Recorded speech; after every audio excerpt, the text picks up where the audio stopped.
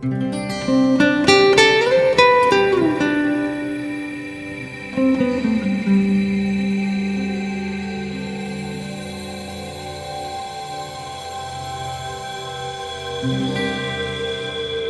everyone, welcome to my channel. My name is Afton and I'm Monty's Tarot Child. Today I have a very special pick a card for you. We are taking a look at what it is that your ancestors are currently helping you to manifest in your life. This could be the manifestation of literally anything. So I'd like for you to just take a moment to pause and contemplate, meditate on which one of these 4 piles you feel drawn to. Your energy can be drawn to more than one pile, but trust your instincts and trust your intuition on which one of these piles is most aligned with your energy, and then we will get right into your reading. Hello, pile number 1. Welcome to your reading. You chose the Smoky Quartz Point, which is always one of my favorites. And I'm actually going to just put it off to the side here and get started right away with your reading and look at the first energy that you have. So you have full moon in Scorpio. Breathe through the tension. Okay. So I'm going to just absorb this energy and get in tune with what your ancestors are trying to send you through this message. I feel like there's a situation in your life that you are manifesting the completion of. You're kind of just wanting to move through a situation, not without trying to necessarily speed through to the end of whatever this discomfort is, but more so like breathe through it. Breathe through every moment of the situation that you are currently in order to reach an ending, a completion. So I'm going to look and see what this is for you. I'm very intrigued. Your ancestors are here very loud, very clearly. They want you to know that whatever it is that you're trying to work your way through, it is absolutely possible. The tension that you feel is your awareness. I feel like Scorpio is a very sensitive energy. The Scorpion itself is very sensitive and attuned to its environment. So to translate this into your reading, I feel like this is how aware you are of a situation that's in your life that you're trying to, again, find completion in. So you want to work through it rather than run away from it or speed through it, is what that feels like. So I'm going to look and see through the astrology what other information that we can receive about this full moon in Scorpio energy for you. That is quite a lot. I just need one. Okay, let's keep shuffling. I saw Leo there, but let's keep shuffling. What energy, please, from the compassionate ancestors of pile number 1? What other?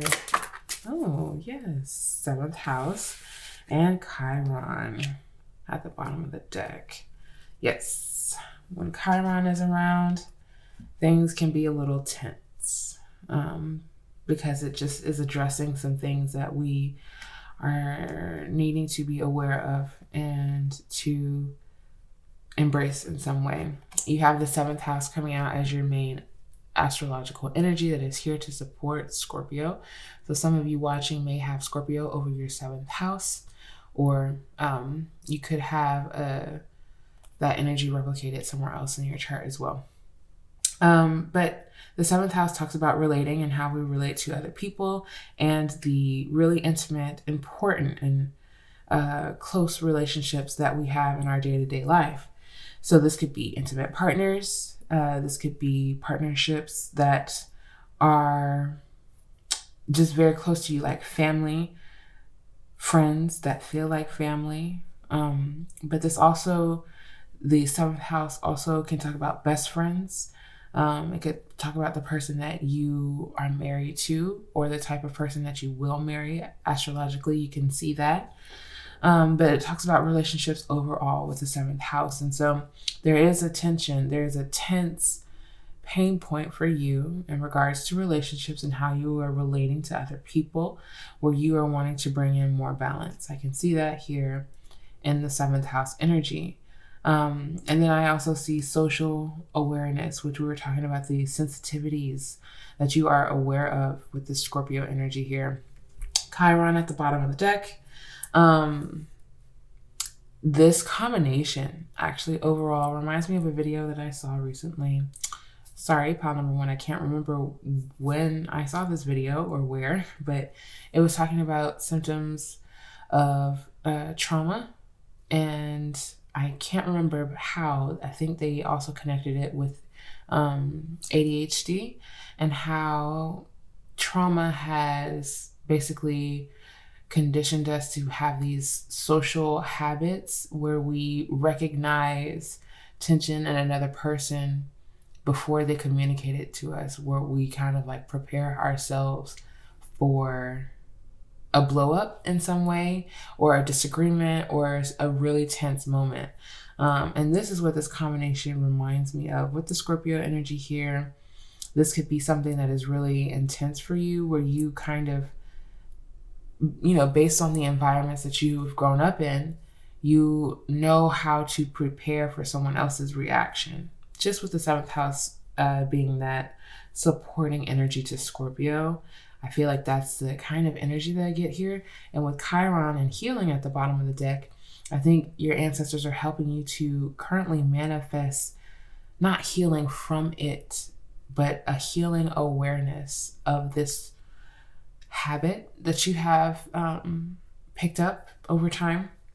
But Chiron mentions healing powers, growth, and it says amends here, which means making amends, not necessarily with a person, but maybe just with a situation overall. We also have releasing here, personal development, inherited issues, yes, self-doubt, generational trauma, shame, sensitivity. Again, it's highlighted here for you. Forgiveness, superpowers, divinity, cleansing, softness, and pain. This is what Chiron encapsulates as an asteroid. It is not a planet. It is just an asteroid that astrologers can tend to look at to see what your healing journey looks like, what your pain point looks like throughout your lifetime. And sometimes I feel as if, I can't remember this directly, but I feel as if your Chiron can also be traced back to past lives and past generational trauma from another lifetime. But I would research that, of course, research everything that you find curious and want to know more about, because I just have as much information as I do, of course, pile number one. But with Chiron here and Scorpio, you could have Chiron and Scorpio. You could have Chiron and Scorpio in the seventh house. Either way, it just tells me that you have really, really deep healing ahead of you in regards to how you relate to other people and how you want to release, I feel like, certain, not just habits, but tensions. Yeah. You want to release it. You want to breathe through it. You want to move through this with an awareness of yourself that is deep and compassionate and understanding, because that is what you need at this time. And within that, being compassionate to yourself, being gentle with yourself, that means that self-doubt or the things that you hear internally, that you hear on repeat, that you don't necessarily replicate outwardly to other people, but you take them into certain situations. Because again, you have this preparedness, you have this social awareness of other people and how you should react to them before the time is necessary. It's like you're kind of like predicting how you should interact with other people based on what they show you just off bat. And this has shown you where there are a lot of pain points in your life, because every situation cannot be replicated. And when you have that kind of mindset of, well, I'm going to put them in this box based on this feeling, it is you trying to replicate that in a way. And sometimes you find possibly that you're not relating to that person based on how you would like to. That is all I have for just these three cards. But I feel like this is a loud and clear, huge message on what it is that your ancestors are trying to help you to manifest at this time. And this is really deep. It actually glows very strongly along with the crystal that you chose, which is the smoky quartz, because I think the smoky quartz, like the crystal itself, is deeply connected with our shadow and the things that we have internally kept to ourselves, kept, hidden as much as possible, of course, in order to, keep our pain to ourselves. I feel like that's one thing a Scorpio, with the Scorpio energy here is good for, is keeping your pain to yourself, which then means that you're not communicating with either the person that did you wrong or with the person that needs to be there in order to help you with that pain, to help you transmute it in some way. This is a deep message that I feel like your ancestors are bringing to you. I'm not going to harbor on just 3 cards. I'm going to look and see what other energy I can pull for you.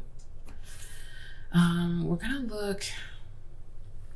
It's like this is so direct. We're going to look at the crystals because I did mention the smoky quartz. So we're going to look at the crystal oracle next to see what you're. Okay. Oh, that's not.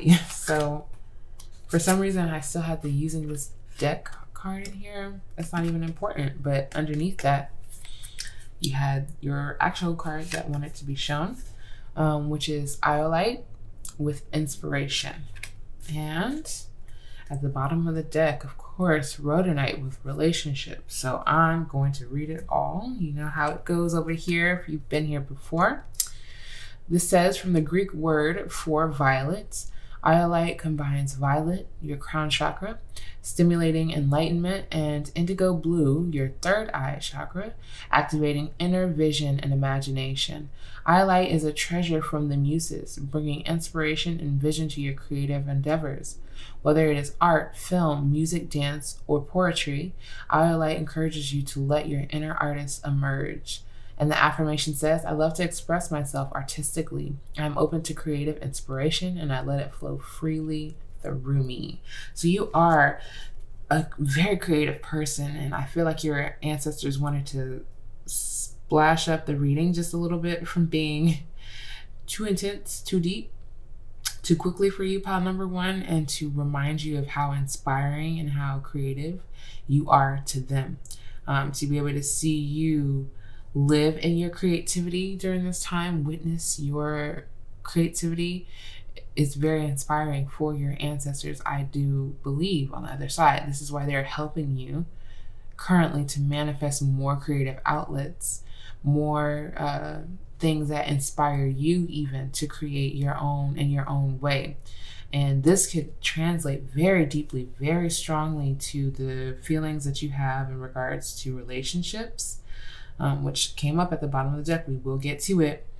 How you transmute these deep, intense feelings that you feel like you have to breathe through, that you have to kind of surrender to, because it's too painful to fight and it's too painful to completely try to detach and let go.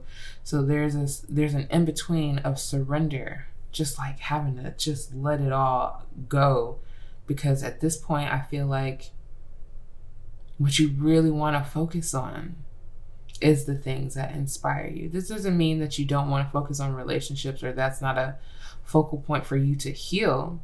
I think even how you relate to others is healing, very healing for you through your creativity. You may do some really like magical things, transmuting energy from how you want to relate to people, how you wish you could, through your art.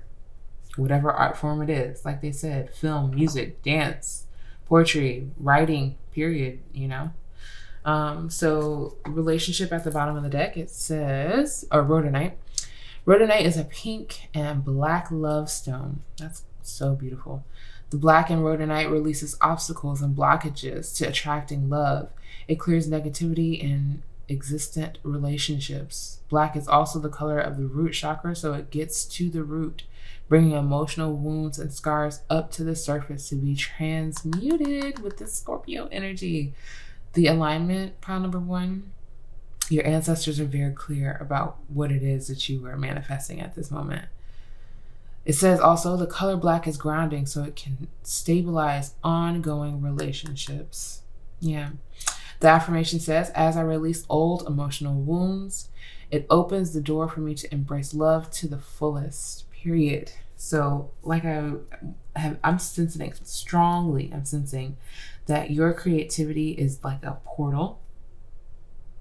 What inspires you is a portal for you to transmute and travel through very deeply, very intensely. You have to breathe through these type of emotions that are coming up because they're emotional wounds. With Chiron, it's emotional wounds. You have it very deeply in your reading that you are healing a lot in regards to old relationships, current relationships, things that are currently existing, and blockages that are from way back when, and how these blockages and obstacles, they either don't allow you to attract the things that you're directly wanting to manifest, like what we're talking about, or you manifest the things that you don't really want to manifest because you have this blockage up or this obstacle in your way in regards to how you love and how you receive love.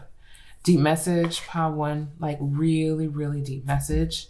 I'm going to keep going and see within the essential oil what other message I can bring for you in regards to your ancestors and what they are helping you to manifest right now. For pile one, please, Spirit.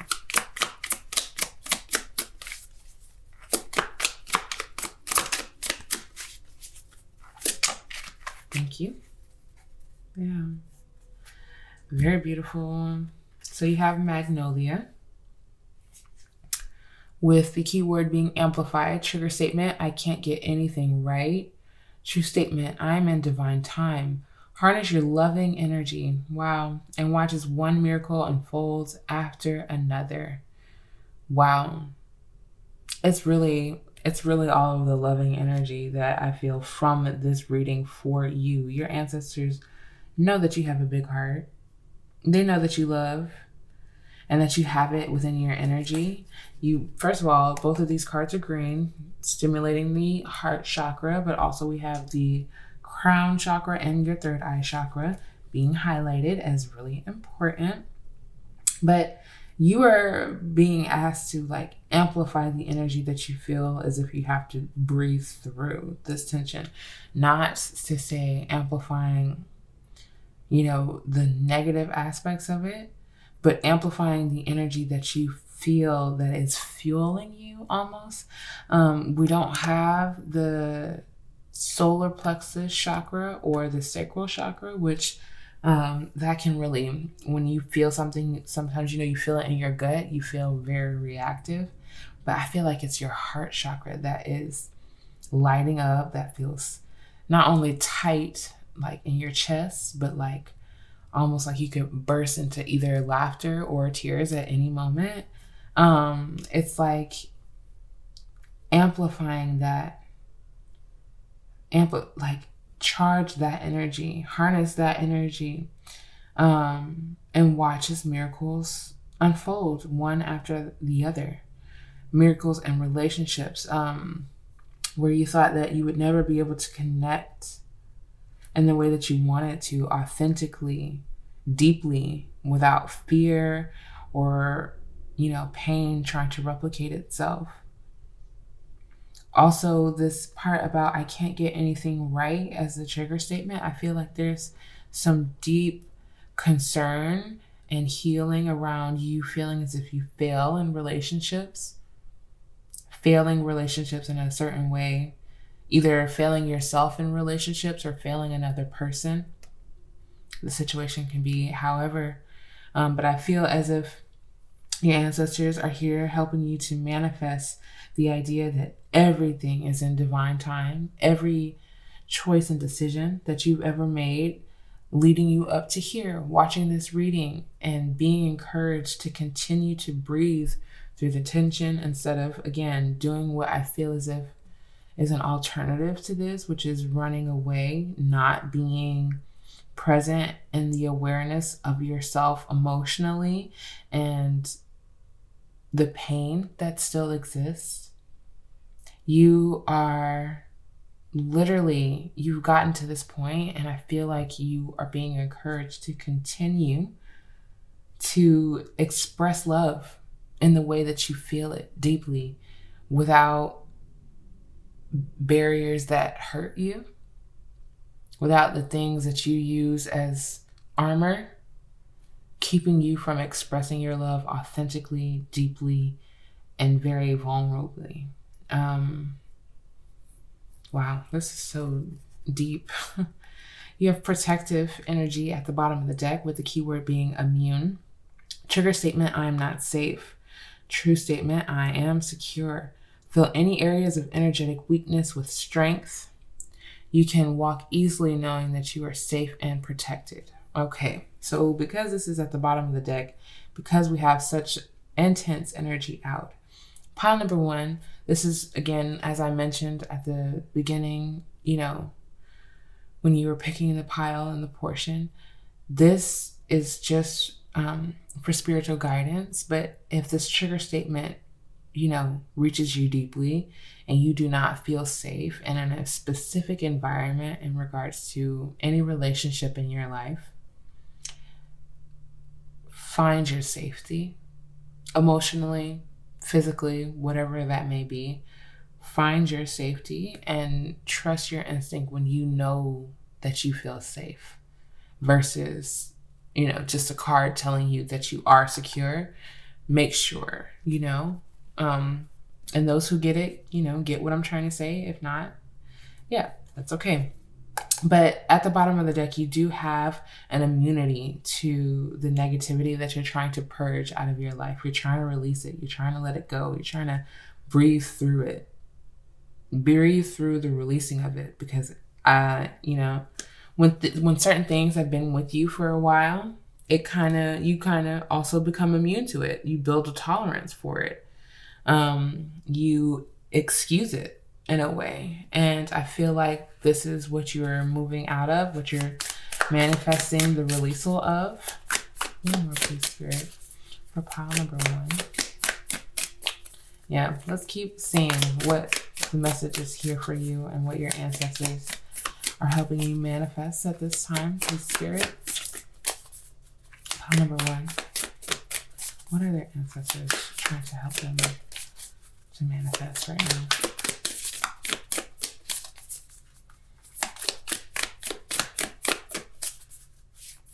Pull it out. Okay, full moon in Taurus. So, funny story, Taurus and Scorpio are sister signs. That means that they are directly across from each other as the constellation aspect. So full moon in Taurus, detoxify. It is as it sounds. You are absolutely in a detoxifying process. Releasing. Your ancestors want you to know that this detox is intense, honey. It is illuminating to you. At the bottom of the deck, you have new moon in Gemini. Think it through. And again, with the relationship with Chiron being so strong, supporting all of the bottom of the deck energy, think it through in regards to what will be the most healing for you. What will be the most healing choice, decision, I feel like is what's coming up with the Gemini energy here. You have a choice or something to think through and to gauge the security of each decision in regards to a relationship in your life. I feel like it's possible. But the detoxify, yes, with two full moons here for you, both of them being very connected to emotional stability, but also physical stability and security, as we see. The full moon in Taurus is telling me that you are being called by your ancestors within this manifestation process of, you have a goal in mind. You have something that you want. And in order to receive it, there's a cleansing process that you must activate or allow to happen. whether it is currently happening or it's, again, something that you have to activate yourself. You are being called and asked, okay, yes, to release. First card out, Page of Cups. It clearly wanted to come out in reverse. Breathing through the tension is something that you are learning how to do. You're learning how to do because, you know, it's exactly how it looks. Sometimes the butterflies, they carry you up here, and you're very happy about the relationships in your life and the energy, the loving energy that you're giving out. But with this being in reverse, I feel like sometimes that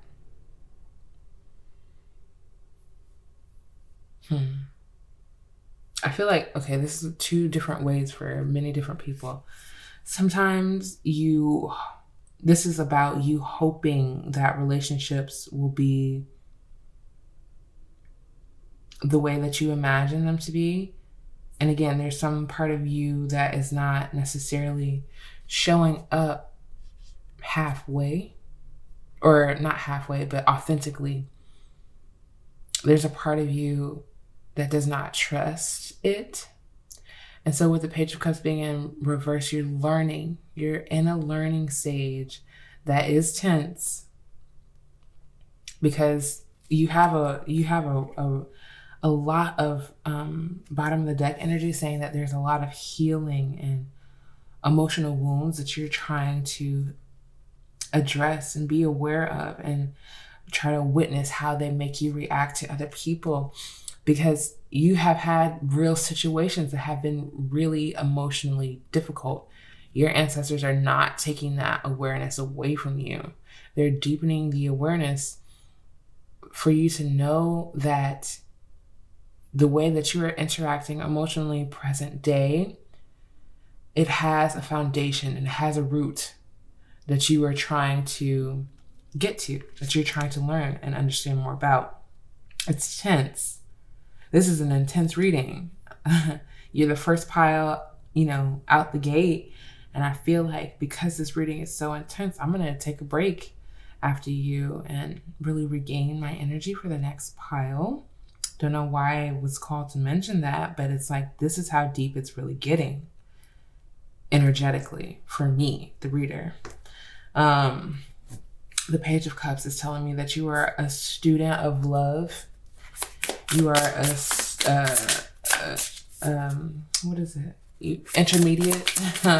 intermediate student of love, and you're trying to learn about how to give your love authentically, but also to have a level of security as well. Wow.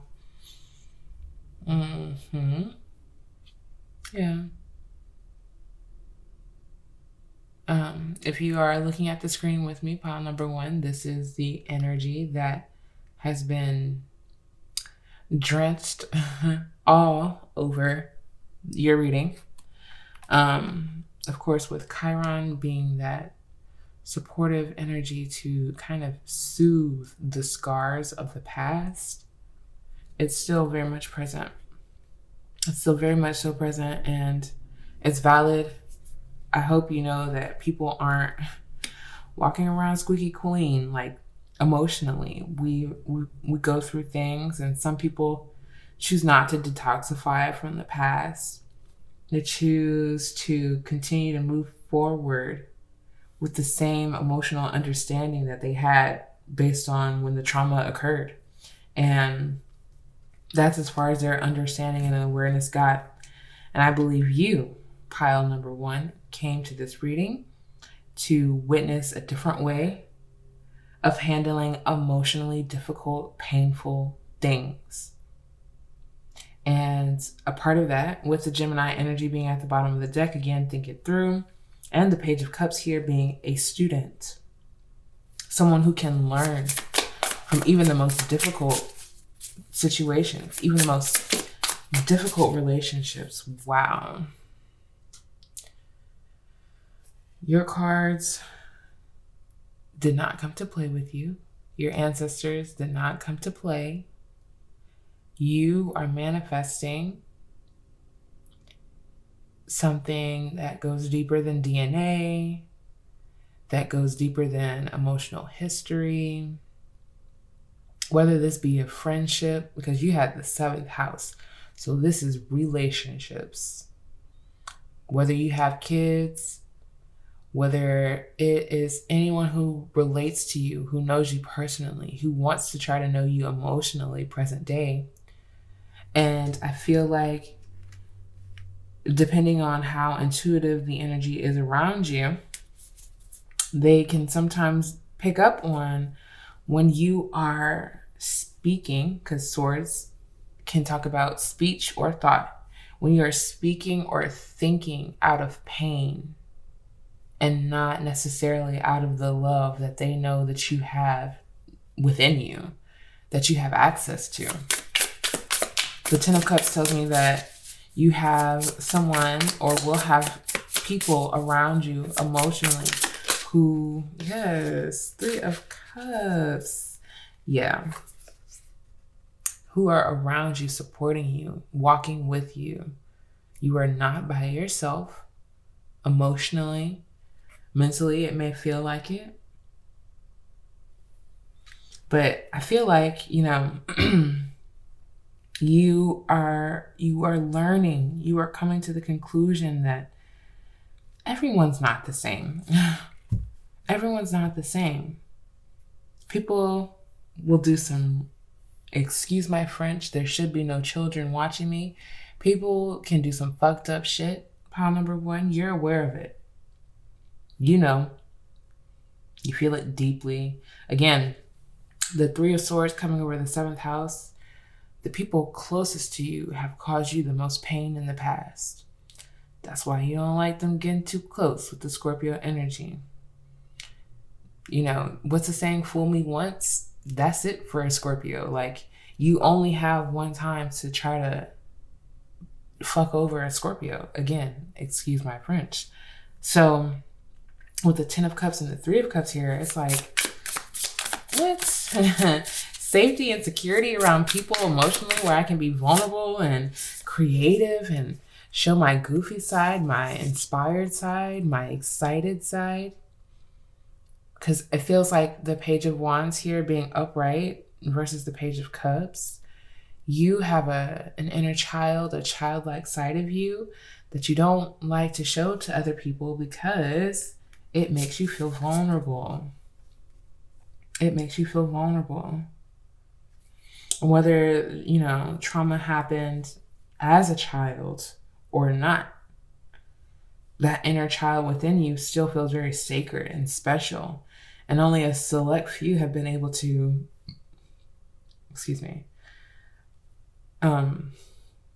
encourage that from you and not stifle it or hurt you with your own creativity, it feels like, even, or your own emotional vulnerability. At the bottom of the deck, you have the 4 of Swords, which, if you can tell based on like the synchronicity, the 3 of Swords has this broken heart here. She's anguished, she's in pain.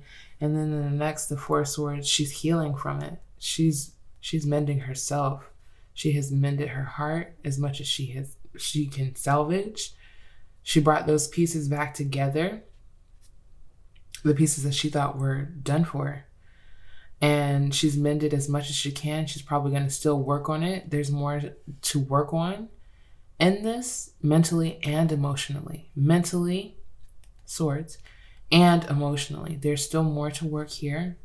Healing is a lifelong journey, but in the midst of it, she's resting. And resting just symbolizes to me the compassion that you need to know that you're in a healing process, to know that it's not going to be complete, it's going to evolve.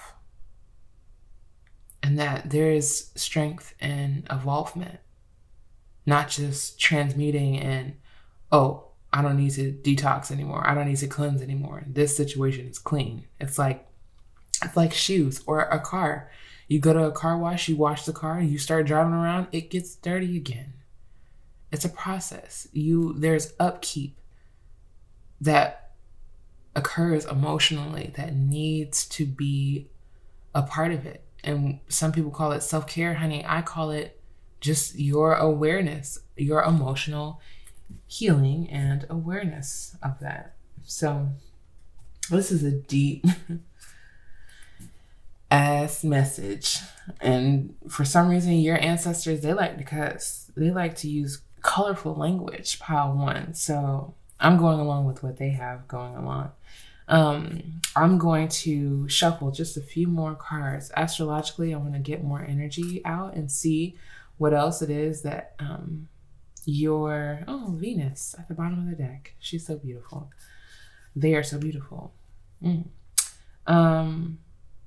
Just get a few more astrological energies out on the board for you. We'll see how many come out and see how this is aiding in your manifestation. For pile number 1, please, Spirit. Nice and clear. Pile number 1. One of their ancestors.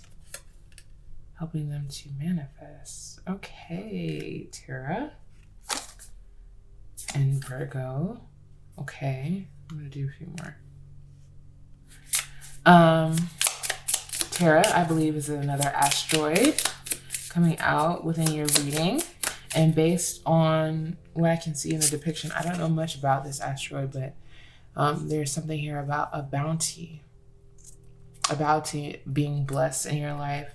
And I do believe it is emotionally for you. It is not necessarily something of the material. You have so many cups. So many cups cards out. Let's see what else for pile number 1, please, Spirit. Pile number 1. Pile number 1. One of their ancestors helping them. Okay, Leo, to manifest.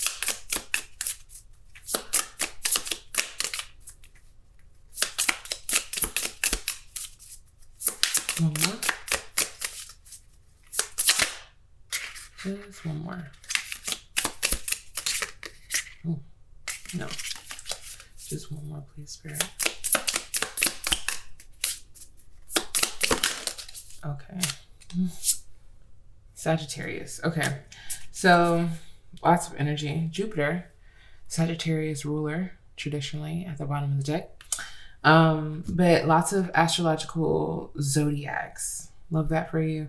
Like I was saying, Tara, just feels as if there is, yes, an emotional bounty with the Ten of Cups here coming into your life. A lot of emotional support, connections that feel genuine, connections that feel healthy and that feel like they are nourishing you, but also that you are nourishing them, and it is reciprocal. It is helping you to also possibly recognize emotional patterns and the wounds. They're helping you with your awareness, these bountiful and plentiful relationships, especially with Jupiter being at the bottom of the deck. Yeah. Very aware people themselves, whoever they may be in your life, that is appearing and manifesting for you to work through this emotional healing. Some of them could be Virgos, Leos, or Sagittarius. This could be heavy energy within your natal chart.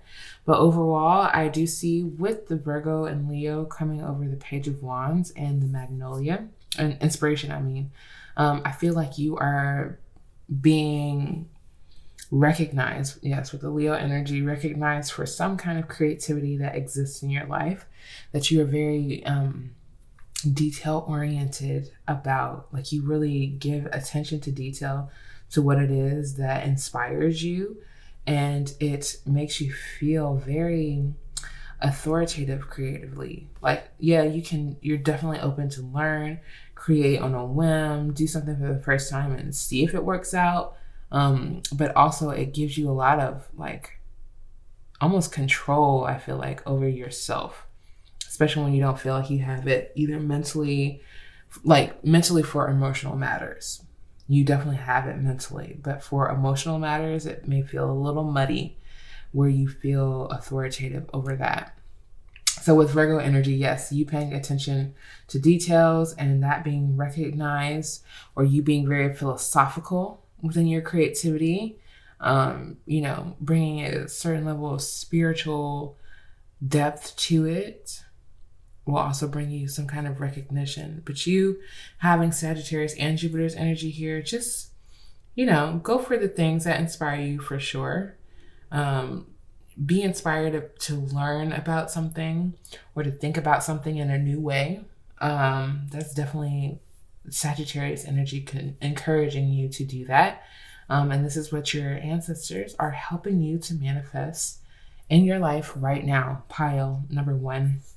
I really hope that you enjoyed this intense and in-depth reading about what is taking place in your life right now, what your ancestors are compassionately and empathetically helping you to manifest in your life. If you enjoyed this reading, please give it a big thumbs up. I would greatly appreciate it. My channel would appreciate it. If you'd like to stay in touch with me personally, just once a month, newsletter down in the description box, zodiac reading once a month. There you go. Pile number 1. I hope again that you enjoyed this reading, and I can't wait to see you in another one. Peace. Hello, pile number 2. Welcome to your reading. You chose the Smoky Quartz Cluster, which is so beautiful. This is your crystal. I'm going to put it off to the side here, and we're going to get right into your reading with the first energy that you have coming out for you. Wow, for first quarter moon in Scorpio, release your blocks. So I say wow because this is now the second energy of Scorpio that I'm seeing for these readings. So that's pretty cool. That means that we're all going through something emotionally that we're trying to consciously or subconsciously manifest an ending with our ancestors. With their help, of course, is what I mean. So release your blocks. There is an emotional blockage right now that you are looking to let go of, to not hold on to as intensely, or to kind of move around, because sometimes blockages are there because we place them there, and sometimes blockages are there from the universe, from our spirit guides, in order to show us a different path, a way to move around what it is that is blocking us. So your ancestors are helping you to manifest, again, the releasal of something that has been bothering you emotionally, that has been blocking you from reaching a certain aspect of yourself emotionally. And I'm going to look and see in the oracle what it is that your ancestors could be helping you out with at this time. I'm going to start with the astrological energy and see. With pile number 2, please, Spirit, what blocks are they releasing? We have Venus. I'm going to keep shuffling. Yes, there's more than one Venus in opposition, which is an astrological placement of 2 planets. So let's see. Okay, thank you. North Node with Destiny. So there is something I do believe that you are working towards in order to move towards your destiny. So you're releasing a lot of the things that you find as blockages within your South Node in order to move towards your North Node, your destiny and your purpose. So with the North Node here, this energy talks about learning curves, but finding fulfillment within those learning curves, finding purpose. This talks about maturing and how you can mature through a situation that, again, is pushing you towards your destiny. And is very much so meant to happen. It's meant for you to experience in order for you to see a different side of yourself. And we also have process here, development. There's practice. We have the path here that I mentioned about releasing your blocks, and how when we're moving around a blockage, it shows us a different path that we weren't currently aware of. So I do feel like all of this is intertwined together. We're going to see how it is manifesting for you.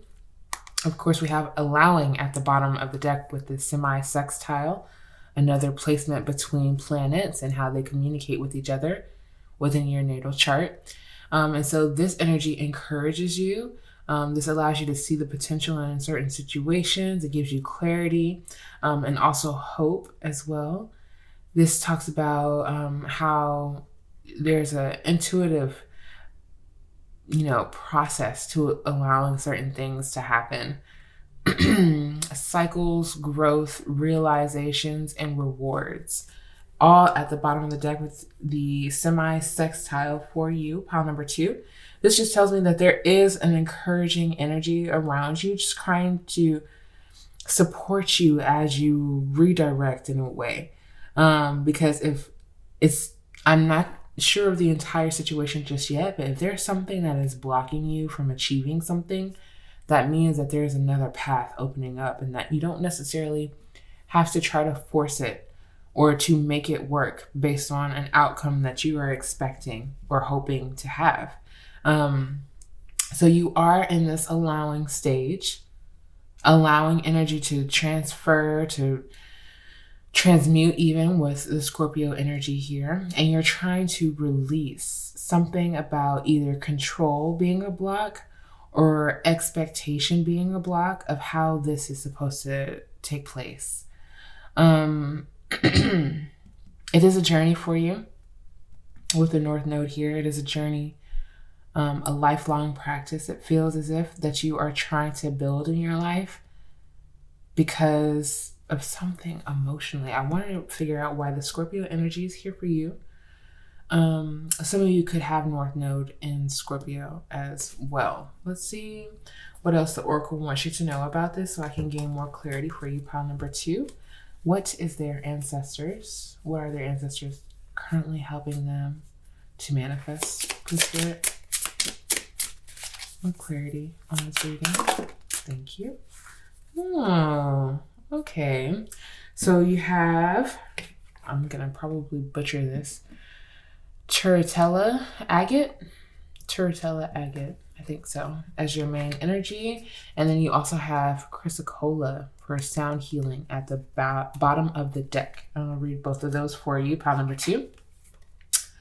But it's interesting how these earthy tones kind of match the crystal that you chose with the smoky quartz cluster, which smoky quartz, as I mentioned in pile number 1, which they have that same crystal as you, but differently. Smoky quartz is to help us to tap into our shadow and to show us visibly, intuitively, psychically, what it is that is still calling to be healed or addressed or nurtured within us.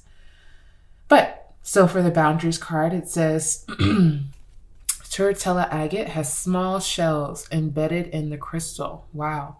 Snails are soft and vulnerable, but their shell offers them protection and the ability to set boundaries. Are there people in your life that constantly drag you down and drain your energy? If so, set better boundaries or disengage from spending time with them. Affirmation: I value my time and energy. I spend time with positive people and do things that uplift my soul. Okay, so some part of this is deeply connected to the Scorpio energy because a Scorpio is as sensitive as a snail, as vulnerable, as they say, as a snail. And in that sense, if you think about the scorpion that represents Scorpio, the zodiac sign, they too are very soft on the inside with a hard shell and a stinger to protect them as well. So you could have Scorpio energy, but it doesn't have to be that necessarily.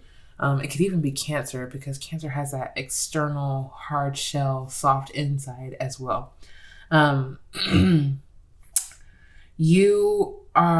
This process that you find yourself in order to release certain blockages, is in order for you to build better boundaries with yourself, for yourself, and towards other people. Some people, I do believe, can be in the category of where you need to disengage, because it is here, and that's an option that is available for you along this new path that you are now seeing around this boundary or this blockage. But some people just need to have a certain distance where you can still interact, but it's not as closely, it's not as harmful. How this connects with your North Node, I'm very curious, because it feels almost as if your destiny is to sort of disengage in a sense, away from things, again, that bring you emotional harm or emotional discomfort. Let's see what the bottom of the deck wants to tell us about what you're manifesting alongside your ancestors. The chrysocolla blends the heart chakra with the throat chakra. It balances the emotions and brings peace and harmony to the mind and heart. When used in combination with mantra, chant, spoken prayer, or sacred song, it facilitates sound healing. Chrysocolla is a good stone for counselors, therapists, and anyone who uses the spoken word to heal and comfort others. Affirmation: my voice has power. I use it to improve the well-being of myself and others. Love that. And because you are a healer, because your words are very healing, because not even just necessarily the words that you use, but maybe even the sounds that you use in order to uplift and encourage other people, because it is so healing. Boundaries are essential. Boundaries are essential because you have a lot of depth, emotional clarity, and like healing to offer, not only to yourself, but to other people. And you need something to keep that energy, that power protected. I believe this is the sacral chakra here, highlighted within the release your blocks. So there's something that you're feeling within your gut, that you're feeling intuitively around a situation with a person or people, where you are realizing and understanding that you need better boundaries, and your ancestors are helping you to manifest this because it's actually encouraging you and allowing you to move more forward towards your purpose. And like I mentioned in the North Node, this situation is a learning curve. But to think of a curve, it means you are moving around a blockage at this point in your life, and you're learning about yourself and your need to move around this blockage. So you have cedarwood as the next energy coming out for you. The key word is connection. Trigger statement: it is too much. True statement: I am grounded in my body. Very much so. Use your empathic abilities to connect with others. Again, discern the information you receive and do not take on what is not your own. It's very, very aligned, very attuned to what it is that your ancestors specifically are encouraging you to do. You have a gift, an empathic ability to reach people in a way, again, that's deep, that is soulful, that is fulfilling to you and to the people who are impacted by your energy. And you have to have this power of discernment that goes along with these abilities to know what is yours and what does not belong to you.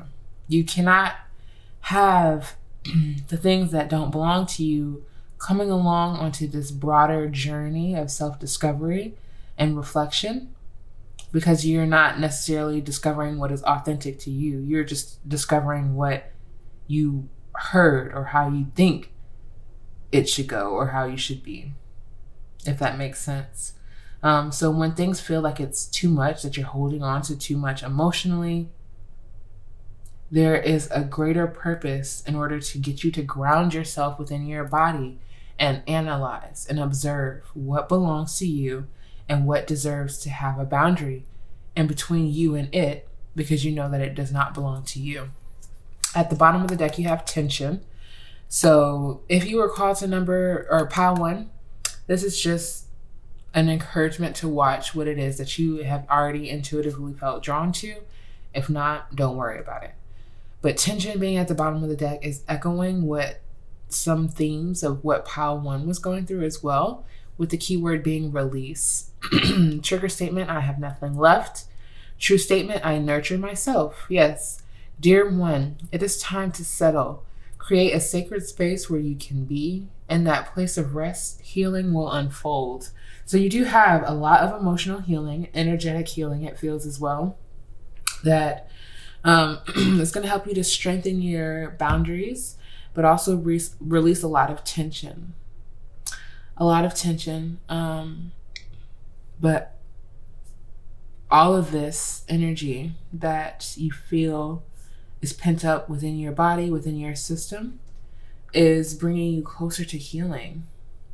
It's bringing you closer to healing. So with the chrysocolla being at the bottom of the deck, with tension being at the bottom of the deck, I do believe that you are going to verbally be expressing something in order to release, because it talks about sound and how that's a large part of your healing. So there may be something that you need to express. Maybe it's not directly to another person, but you need to at least express it to yourself in order to understand why boundaries are so important. Okay, yeah. Full moon in Capricorn, take a reality check from your ancestors very directly. They want you to realistically observe and look at the situation. Capricorn, it's really beautiful to pair it with Scorpio, because I feel like Capricorn is not fond of wasted resources or wasted energy, because they are going to do what is best to build up what it is that they feel deserves to be in existence. And so wasted energy, when they could be focusing their energy towards the things that they are really brought here to manifest within the North Node, it kind of perturbs them in a way. So with the take a reality check, I believe your ancestors are just letting you know, like, within this manifestation process of new boundaries, new emotional wisdom, they also want there to be a level of logistic and reality, and saying, where are you wasting time? Where are you wasting energy? Where are you wasting emotional labor with the blockages that you are trying to either move through instead of moving around almost? It's like you're trying to chip away at a wall that seems impossible to get through when there's a side option to go around it. So your ancestors are asking you to realistically look at the situation around you. New moon in Leo with shine at the bottom of the deck. Look how beautiful this is. Beautiful sunflowers. With the Leo energy being at the bottom of the deck, Leo is always like this really expressive, buoyant, like light energy. And I feel like that's what your ancestors are helping you to manifest within yourself. So you could have Scorpio, Capricorn, or Leo in your chart, in your birth chart. Or you could just be connected to this energy, and really, your spirit guides are asking that you don't hide certain aspects of yourself or compromise certain aspects of yourself in order to build up another. I don't know why I heard it that way. In order to build up another person.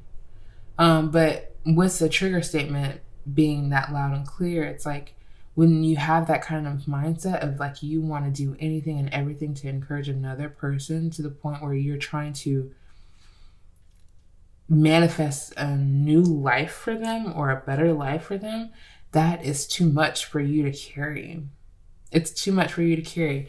We are all meant to want better for one another, but we cannot enact it in their lives directly or specifically. It takes that other person taking action because they want to, because they're trying to reach their North Node, their destiny. And so something about this within the it's too much, and take a reality check. Observe yourself, like really observe yourself, and ask yourself per situation, am I reaching my highest destiny by doing this? The first tarot card that came out is the Ten of Pentacles. Strong, beautiful energy surrounded by youthful energy, vibrant energy, energy that can grow, that has the ability to flourish and grow as you are releasing a certain blockage. I believe within this pentacle as well, this is the Tree of Life highlighted. It's a sacred geometry aspect, which also again promises the growth, the longevity of something. With this being a Pentacles, this is a legacy. This is you absolutely seeking your North Node and achieving it, and being confirmed by the universe and your surroundings that you have achieved what it is that you have desired, longed for, been brought into this world to create. The Ten of Pentacles is your resounding yes, you are on the right path.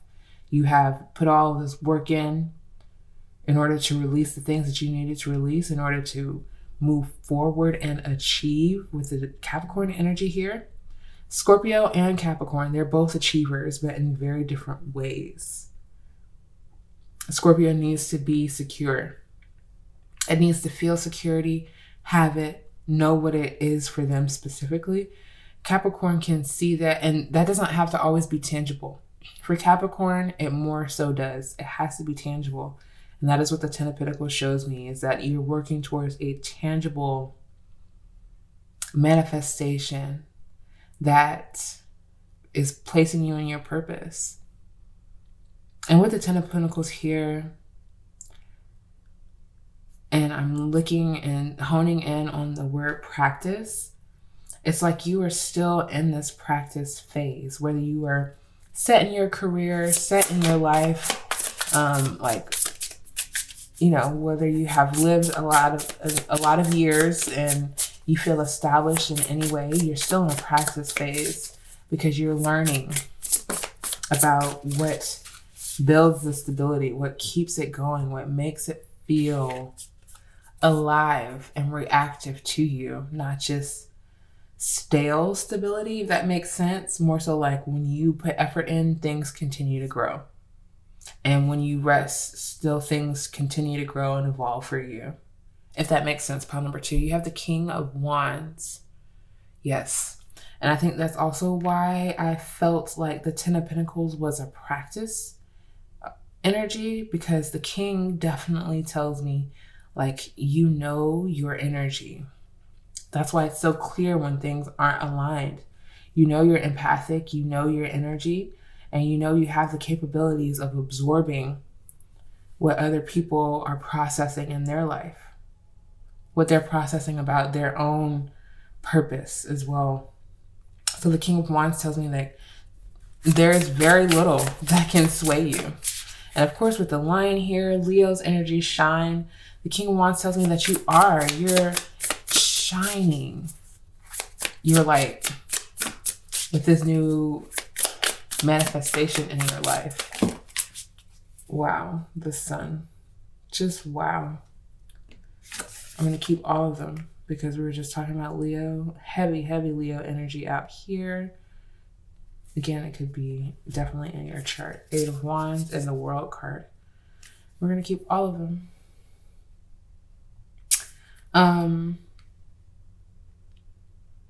Yeah. Give me a second. How to. So the 8 of Wands tells me that there is some kind of communication, some kind of information that you'll be receiving. It's going to come in sporadically, quickly. At the bottom of the deck, 4 of Wands. It's something that you are celebrating. We did mention you with the Scorpio energy, the first card out, like closing a cycle, an emotional cycle. But so let me see what this is. 8 of Wands in conjunction with the 10 of Pentacles. You could be receiving a confirmation of something that you put really hard work into and how successful it is, how stable it is in your life. And because you have to remove the blockages here, like you have created something that is meant to serve a community of people who are still upcoming in their own life, who are still trying to find resources and make use of those resources for their own life, for the betterment of their own life, for the healing of themselves. This is what you provide for other people. And you are receiving a confirmation of how stable this thing is in your life. And the King of Wands tells me that you already know. Like prior to the confirmation, you have the Sun card here. You know things are going well. You know things are shining. Where does the blockage come in? It comes in, I feel like when, again, what we talked about, when you take on other people's energy and it sways you from your North Node. It sways you in a different direction. Other people's energies can show up as blockages, and boundaries will be essential. I think things are elevating for you quickly. With the Eight of Wands here, you're closing out a cycle. You are realizing your abundance, your abundant nature. You're realizing your power. You are feeling very optimistic about how things are transpiring for you. And if things do come up, when things do come up, observe who it belongs to before you automatically absorb it as your own, especially if you have other people around you celebrating you. The Nine of Wands is right underneath the Four of Wands. Keep up that boundary. Let people celebrate you. Absolutely. Those who deserve to be in your midst as things are elevating for you, let them celebrate you. But when you feel as if that energy starts to shift and people are trying to possibly just take what resonates, pile number 2, take advantage of your energy, your healing energy, be aware. In this new cycle, be aware of yourself and what you have to offer, what you have to give, and how much you give. Be aware of it, just so that you can always know when it's time to draw back, release. Say, I have nothing left at the moment to give you, whatever it is that you're looking for. It's time for me to shine in my own life. It's like for some reason, I'm seeing like a remote control where you get to turn the channel how you want. Like we're in a certain level of control in this life. Despite what other people may believe, we have a certain level of control in life where we are able to say, this is how much I'm giving today. This is how much I'm not giving today. This is what I'm focusing on today. This is where I want to put my growth abilities, where I can grow things, where things can thrive based on my confidence, based on my leadership, based on my knowing and my desire to know. You are standing in your purpose as I speak to you, pile number 2, and your ancestors are so deeply proud of you. Like the tarot, it has given me all of the clarity, but it has also given me nothing, because the Sun card is going to be very personal to you. It means that, I don't want to be so specific for you to be looking for specific things, but it means your wallet is comfortable. It means certain connections in your life are thriving because you have those healthy boundaries that you discovered were essential for you before things started getting really, really, really, good. And you didn't want the wrong energy being attracted to you because of how good it got while they weren't looking type of energy. This spread is so specific about how good things are about to start going for you if they have not already. Eight of Wands, Wands energy period signifies a quickness, how quickly a fire can ignite. And that is represented around the things that you are growing in order to share with other people. So what are your ancestors helping you to manifest? I mean, they've been with you this whole time. They've definitely been with you this whole time, manifesting this 10 of Pentacles with you. And with the release the blockages underneath, you are at a threshold. Literally like how the World card is depicted. You are at a threshold where you're about to step into a new state. And there are certain energetic blockages that cannot exist in this state. You're very aware of it. You're very in tune with it. Very much so. So pile number 2, I feel like this was a quick reading, but it was very much so straight to the point. I'm going to look and see astrologically if there's any more energy that wants to come out and give any clarity around what it is that you are co-creating and manifesting with your ancestors. And then that will be the closing to your reading. So let's see what other energies for pile number 2 astrologically. Okay, we have the waning crescent moon. That is an astrological aspect to the moon where, will wane into a full moon and wax into a new moon. And so you're gaining more clarity slowly. Things are becoming more clear for you as to, why you were in a pause, why things were kind of obscure to your vision, and how you are gaining more clarity. More information that's coming to you at this time. Leo, of course. It came out reversed, but I don't think I'm going to take it reversed. I will just say, don't allow anything to stifle your expression. Don't try to hide your light because the sun is out. You have Leo twice. 3 times if you want to count the King of Wands and that lion standing in the back, which you can't miss. You can't miss the lion standing over their shoulder. So don't dim your light. Don't dim your light for anyone at this time. Pile number 2, your ancestors said, make this the message. Make this a large part of the message to not dim your light. You have Mercury here, which we were talking about your speech, speaking, writing, but also Mercury is connected to your health with Virgo energy being attached as well. Speaking up for what feels healthy to you, for your health. We have Scorpio again. So you could definitely have Leo and Scorpio placements heavily in your natal chart. Again, Capricorn as well. 4th house at the bottom of the deck with origins. Okay. And look at how beautiful this card is.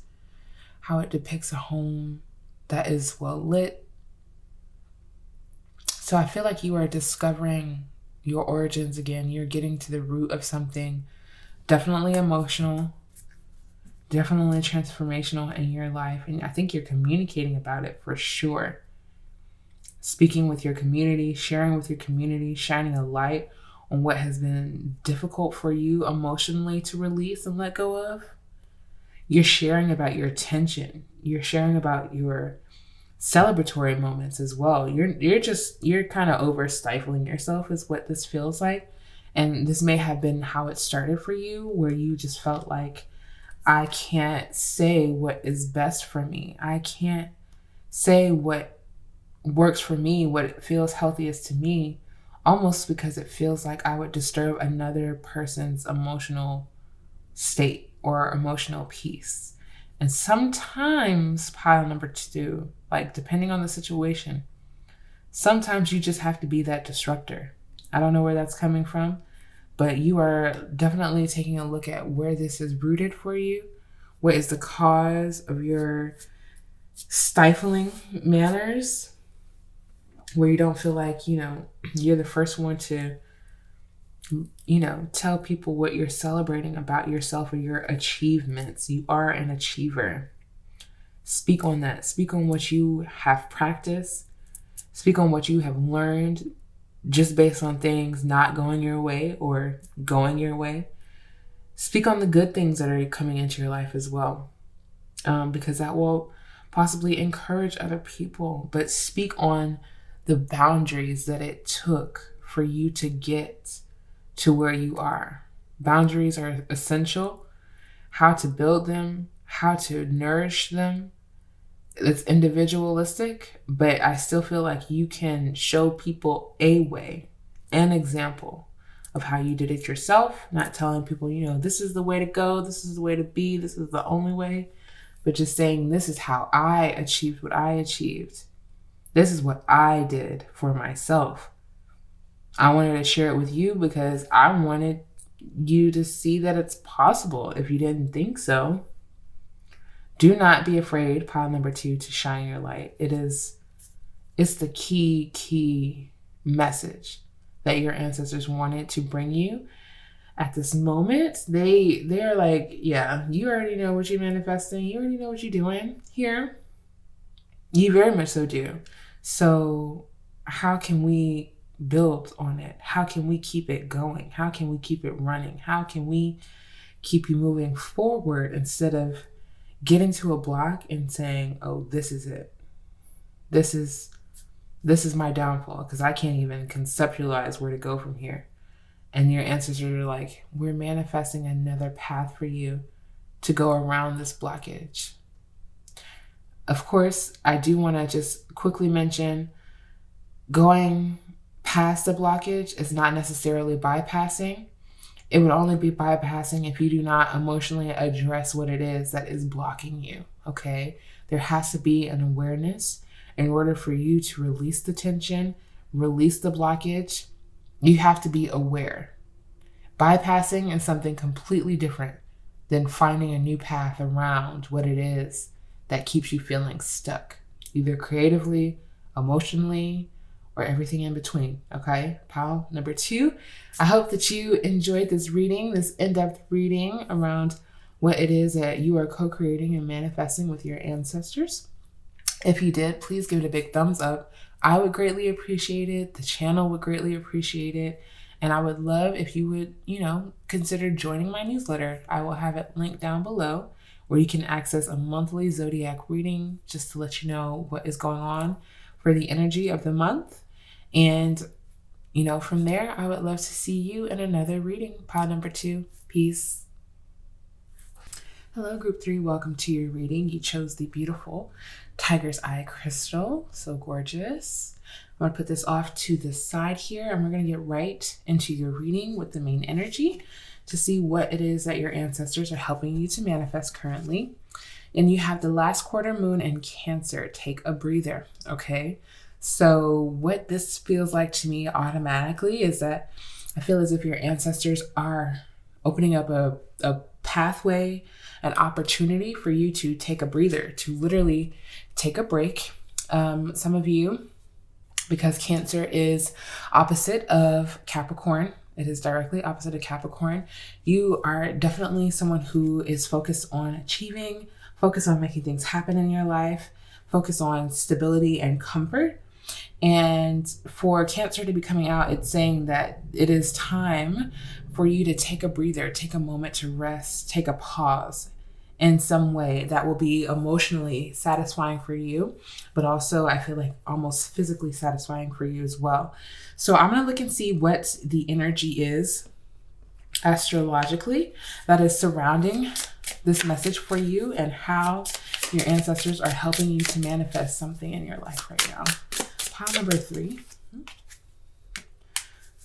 Okay, the Numinous. And I believe this is literally the name of, or this is a card that is named after the deck itself. So we'll get into it. At the bottom of the deck, you have Pisces Mystic, the mystic energy. So you have a lot of water energy coming out for you, a lot of literally mysterious energy. So let's see what this is talking about. So the Numinous is connected to the unknown or the unknowable. So just, our own ability to not know something because we are human. I'm noticing this white spot here at the center. It's very interesting. ESP, psychic abilities, the cosmos, universal truth, oneness and source. The unnameable, shadow work is involved in the Numinous as well. Inner knowing, especially when externally you're not able to predict or know something. To be able to hold inner knowing is what will help you during this unknowable time. So it says tingling is a part of the numinous. There you go. So when I think of tingling, I think of like senses, like heightened senses. Either in your nose, like tingling in your nose, tingling in your hands, or in your forehead, maybe even. Ghosts, other worlds, space, enigmas, the occult, and intuition. And a lot of this has to do with the amount of water that I just see in your reading off bat. Pile number 3, you are very intuitive. Even when things are not clear, even when people can't see the things that you can see necessarily, like see the outcome of things where you can. You use your intuition in order to predict the outcome, in order to predict next steps, or to try to, at least. But again, there are still things that are outside of our control, outside of our power of knowing. And sometimes we just have to give in to that mystery.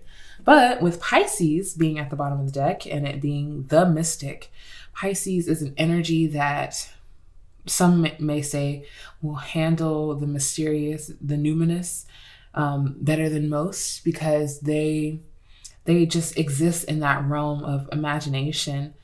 So you have compassionate energy here, healing energy, empathic, mystical again, adoring. Like you're when they place this word with Pisces, I feel like Pisces has this like adoration or admiration for the mysterious, for the, mystical,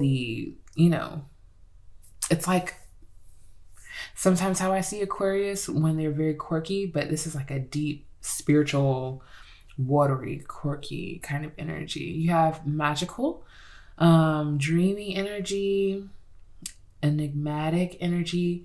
Pisces is also very spiritual and emotional as well. The Pisces energy, let's say, can be good for escapism and trying to escape where they don't feel the most comfortable with the Cancer here.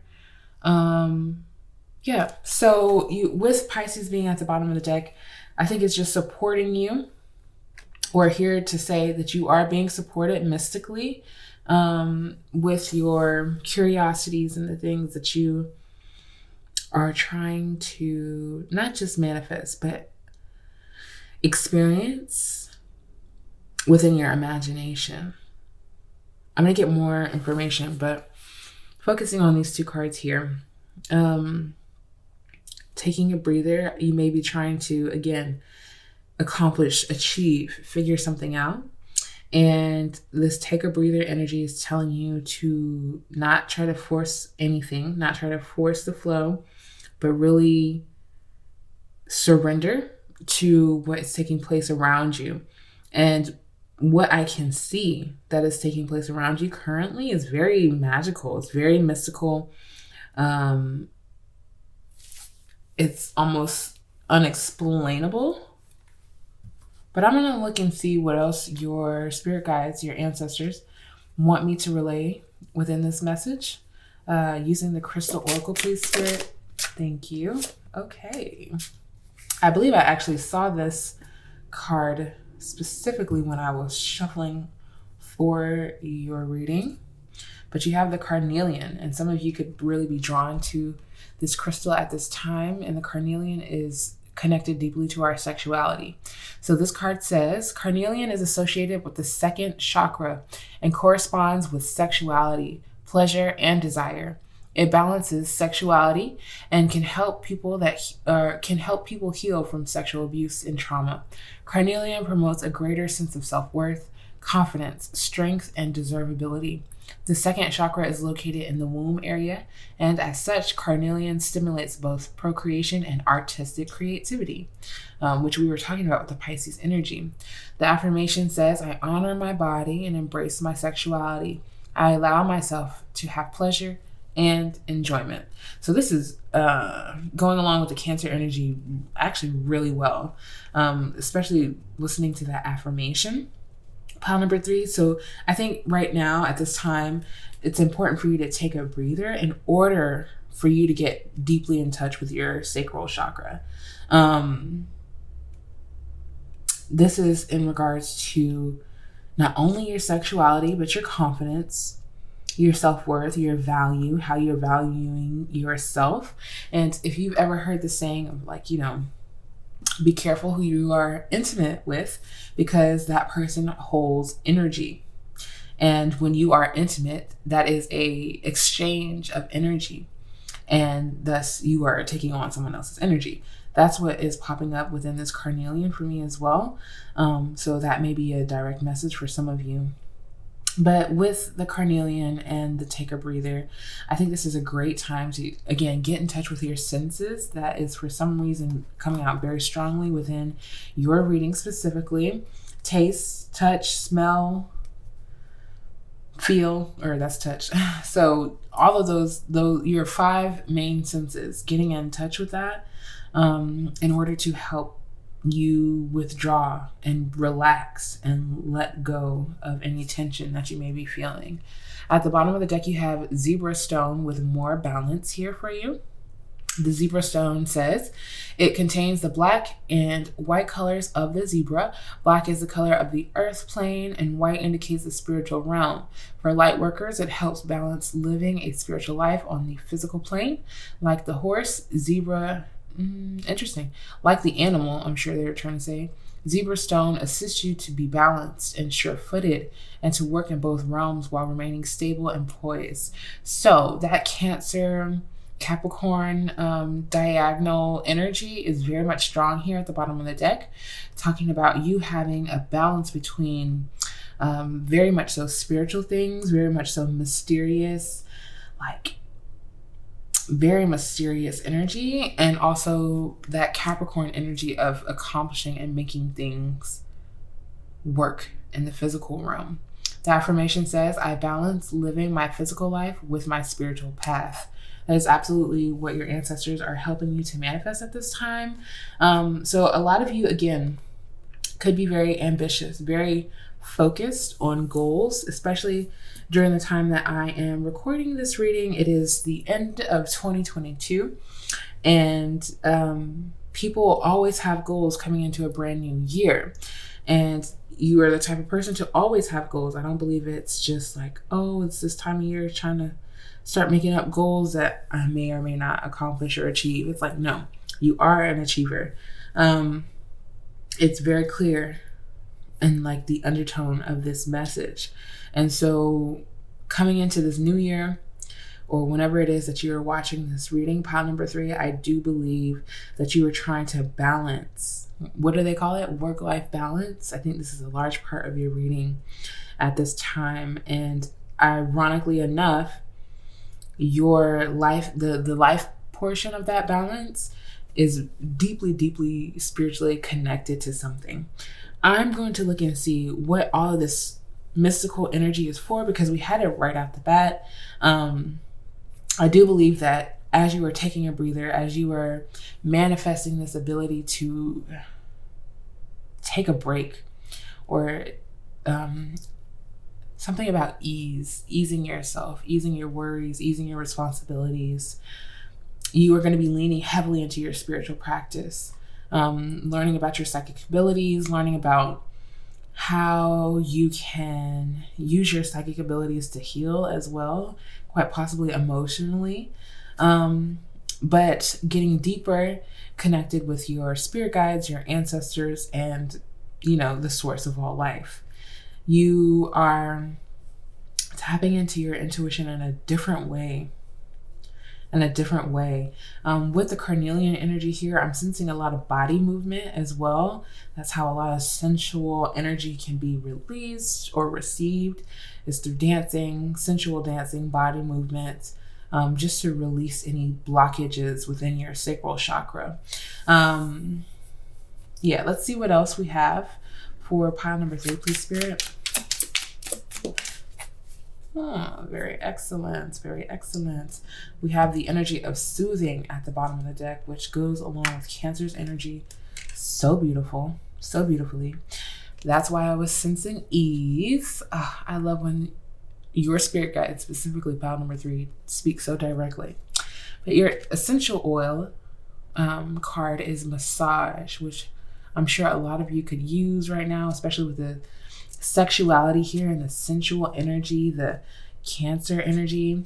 A lot of you could be wanting to get more in touch with your physical body, maybe giving yourself massages or letting a partner give you massages that help you to, again, release, relax, but also delve into those senses that we were also talking about, touch as a sense as well. So the trigger statement says, I have to make this work. The truth statement says, I'm at ease with life. Wow. This is what your ancestors are helping you to manifest at this time. You need to ease your grip on life so that it can lead the way. There's an outcome brighter than you can imagine. So take a breather. This card here, and they're actually giving, your ancestors are giving clear directions as to how you can release your grip a little bit more, what you can focus on as you are waiting for this bright outcome to take place in your life that you can't necessarily predict. Again, mysterious outcome that you don't really have a large part in playing with this outcome, because you've put the energy in, you've put the hard work in, and now it's time to rest. It's time to take a breather. Even if it's a day. I'm not sure how your schedule is set up, how you like it to be set up, but what is needed, what your ancestors know is needed in this manifestation process, is for you to relax. And that feels like such a simple message, but I feel like for you, pile number 3, it's not. Because if it was, you'd be receiving a different message. Yeah. The Cancer energy here, the ease, it's like it's time to take a break. And of course, this is definitely the time of year, as I mentioned, that most people are trying to prepare themselves for the next year and not have to go so hard. But no matter when you're watching this, it's time to take a breather. It's time to take a moment to let the universe do its mystical part, let it do its own thing to bring you the outcome that you are hoping for. But soothing has the key word of soothe, of course. Excuse me. Trigger statement, I need to fix this. True statement, I'm willing to learn from this. So both trigger statements are definitely pinpointing you trying to fix or make something happen. I have to make this work. And both of these are saying the true message is the truth is for you to be at ease and to be willing to learn from this situation in your life. It says, lift yourself above your life situation and observe as a witness. Understand that you are so much more than the story. So I'm going to try to get as much detail about what the situation is for you, pile number 3. But what I can see off bat is that you are being asked to gain a higher perspective, a different perspective of the situation that you're currently in. Especially, again, if you are focused on achieving an outcome and making something happen, your head is down. You're not looking around you for a different awareness or a different perspective. You are in the thick of working on whatever it is that you want to achieve. And your ancestors specifically are asking you to lift yourself above your life situation and observe as a witness. And I think that with this perspective, with this outlook, it will be very soothing for you. Maybe this is a situation where you thought, oh, I have so much to do. Like, I just have so much to do. There's absolutely no way I can set this down. There's no way I can put this off. There's no way I can just take a breather because I have so much to do. And you're so busy doing, you're so busy working, you're so busy, maybe almost like frantically trying to get things achieved. And if you were to look up, you would realize that you've gotten a lot more done than you were even aware of, than you were even expecting. And I'm sure everyone's situation will be different either way. Pisces at the bottom of the deck again, lots of water in your reading. Which also, when you think about the water signs and, a part of their purpose in this life is to teach and show by example and give, compassion to self and to others. And this is a situation that is no different for you. Just being very compassionate about your needs, what you need right now, what will give you the best comfort, what will make you feel better. And especially with the sexuality here, I'm going to try to keep it as PG as possible for you two, but you could also have some kind of release, an intimate release that helps you to gain clarity on how hard you've been going and, how it is time to take a breather in whatever way possible. Like I said, it's possible because the energy is out here. So that would mean that you just have to find what taking a breather means for you. Of course, full moon in Capricorn, take a reality check. We were talking about Capricorn. We were just talking about it. And it's no surprise to me that it's now out here because Capricorn is opposite of Cancer. Full moon in Sagittarius at the bottom of the deck. See the bigger picture. Literally, your cards are speaking to each other, letting you know that it's time to look at the bigger picture, which is your mental health, your emotional health, your longevity in this life.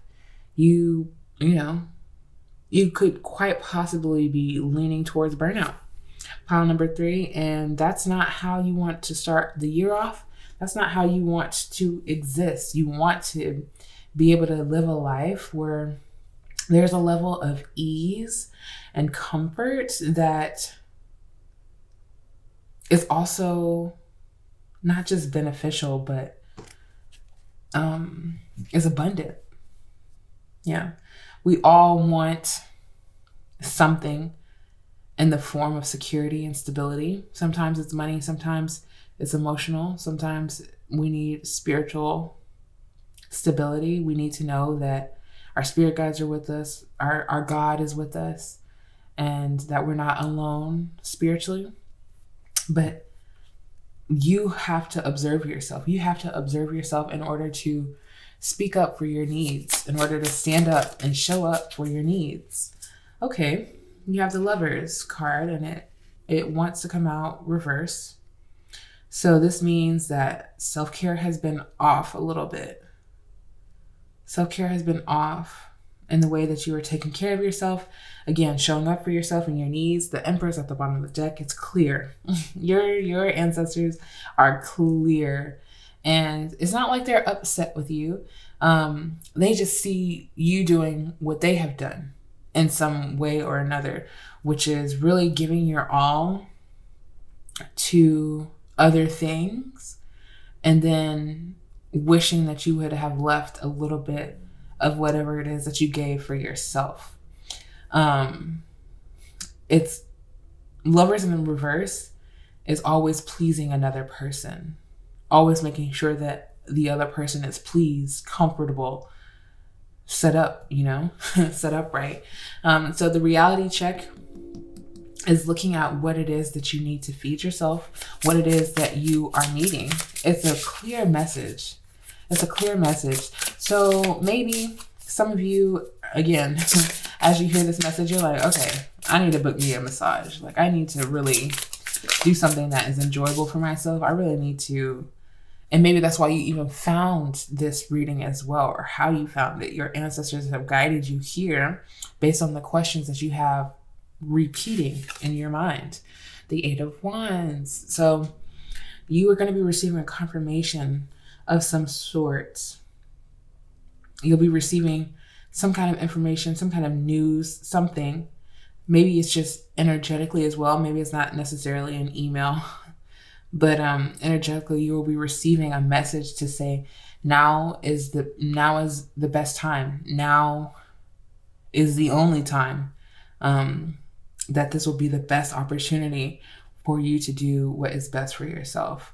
It'll be clear. It'll be loud. It'll be in your face almost. So this could be you at work or at home, exhausted, and maybe you entered something wrong. Maybe something either in work, because we have Temperance at the bottom of the deck, maybe either in work or emotionally, energetically, something specific feels off balance, and the balance that is off is clear to you because you know something is off. And so within this 8 of Wands, you will very much so be encouraged to make those next steps. Let's see, what else is it here for pile number 3, please, Spirit? Why is the Lovers in reverse? Okay. All right. Okay. Yeah, you have a lot of responsibilities. 10 of Wands at the bottom of the deck, but you have the 5 of Wands and the beautiful High Priestess. The 5 of Wands just tells me, like, yeah, including the 10 of Wands, It feels like a work environment, but it definitely does not have to be. What this tells me is that there's energy, there's so much grappling for your attention. Like, you got to do this. You got to do that. You have to make sure that this is on track. You have to make sure that this person is good. You have to make sure that this contract is good. This connection is great, thriving. You have a lot that you're trying to keep up with. You have a lot that's on your shoulders. You are a person that is always on the move. You're always on the go, trying to make it work. Like the message said, I have to make this work. And this is exactly what this looks like in this card. I have to make this work. I have to get this inspiration, this flame out. I have to do. And with this understanding of, you know who you are, you know how you get, you know how your focus is, what you tend to focus on, what you tend to prioritize. Intuitively, you won't be able to necessarily, ignore it any longer. You have the Four Swords. Yeah. This is ease. This is rest. This is taking your time. This is making sure that you aren't rushing yourself in the morning or cutting off, your nighttime routine in order to make sure you get a restful sleep and not just sleep. The Four Swords tells me like you're trying to mentally clear space. You're trying to relax your mind. You're trying to mend certain habits that have come out of you overworking yourself. And again, not giving yourself those key things that you need that honor your divine masculine and your divine feminine. We all have these energies within us. And me witnessing the Lover's card, I feel like your masculine, it's pretty strong. Like, you are very much so a person who's going to figure it out. You're going to get it done. Even if other people fall off, especially if it's at work and you find like you're the one carrying a load that no one else is worried about, because you're that person. People come to you, they send you stuff. They're like, oh, this is the perfect person. I know that they won't give up until this is done. And they don't know what that does to you. They don't even think about it sometimes. The Wheel of Fortune at the bottom of the deck, this tells you that there's a new cycle being birthed. It's like you have, again, and I see the light and the shadow here. You have, in this moment with your ancestors, you're learning how to integrate, because maybe you see certain parts of you as shadow. But honestly, the way that your energy is, it's so entwined that things start to blend together. What looks like shadow may turn out to be a very light aspect of yourself, because again, you do get things done. Yes, you have done some, what's the word? I don't want to use neglectful, but it almost feels like that. You have neglected to notice your needs or to go after them. Again, prioritizing other things. And the High Priestess here is telling me that you deeply understand how that has impacted you spiritually, emotionally, physically. You know how it has impacted you, and you are welcoming this new cycle into your life. This message is not caught you off by surprise whatsoever. Honestly, the cards are very clear. It makes very much like a lot of sense. And so again, what this tells me in this restful stage phase, this breather that you're manifesting for yourself with your spirit guides, you will not know what the outcome is of it. You cannot, there's just some parts of this that you do not need to know about. I mean, when we're sleeping, we are unaware of what is taking place around us externally most times. And so this is what it will be like. It will be like sleeping for you, where you can allow yourself to just take your eyes off of something for a moment, just a moment, just so that you can make sure, again, that you are in line, aligned with your own energy, period. That is a clear message of what it is that your spirit guides are helping you to manifest at this time. You're very spiritual, especially with the High Priestess, Pisces, the Numinous energy out. You're very spiritual. You probably used to have a really good meditation technique. You probably have also known yourself to be great at manifesting. You have manifested a lot for yourself with the Capricorn energy here.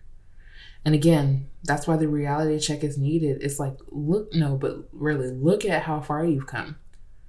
Look at how much you've gotten done. Look at what you were able to do that no one else could. They couldn't seem to find the energy.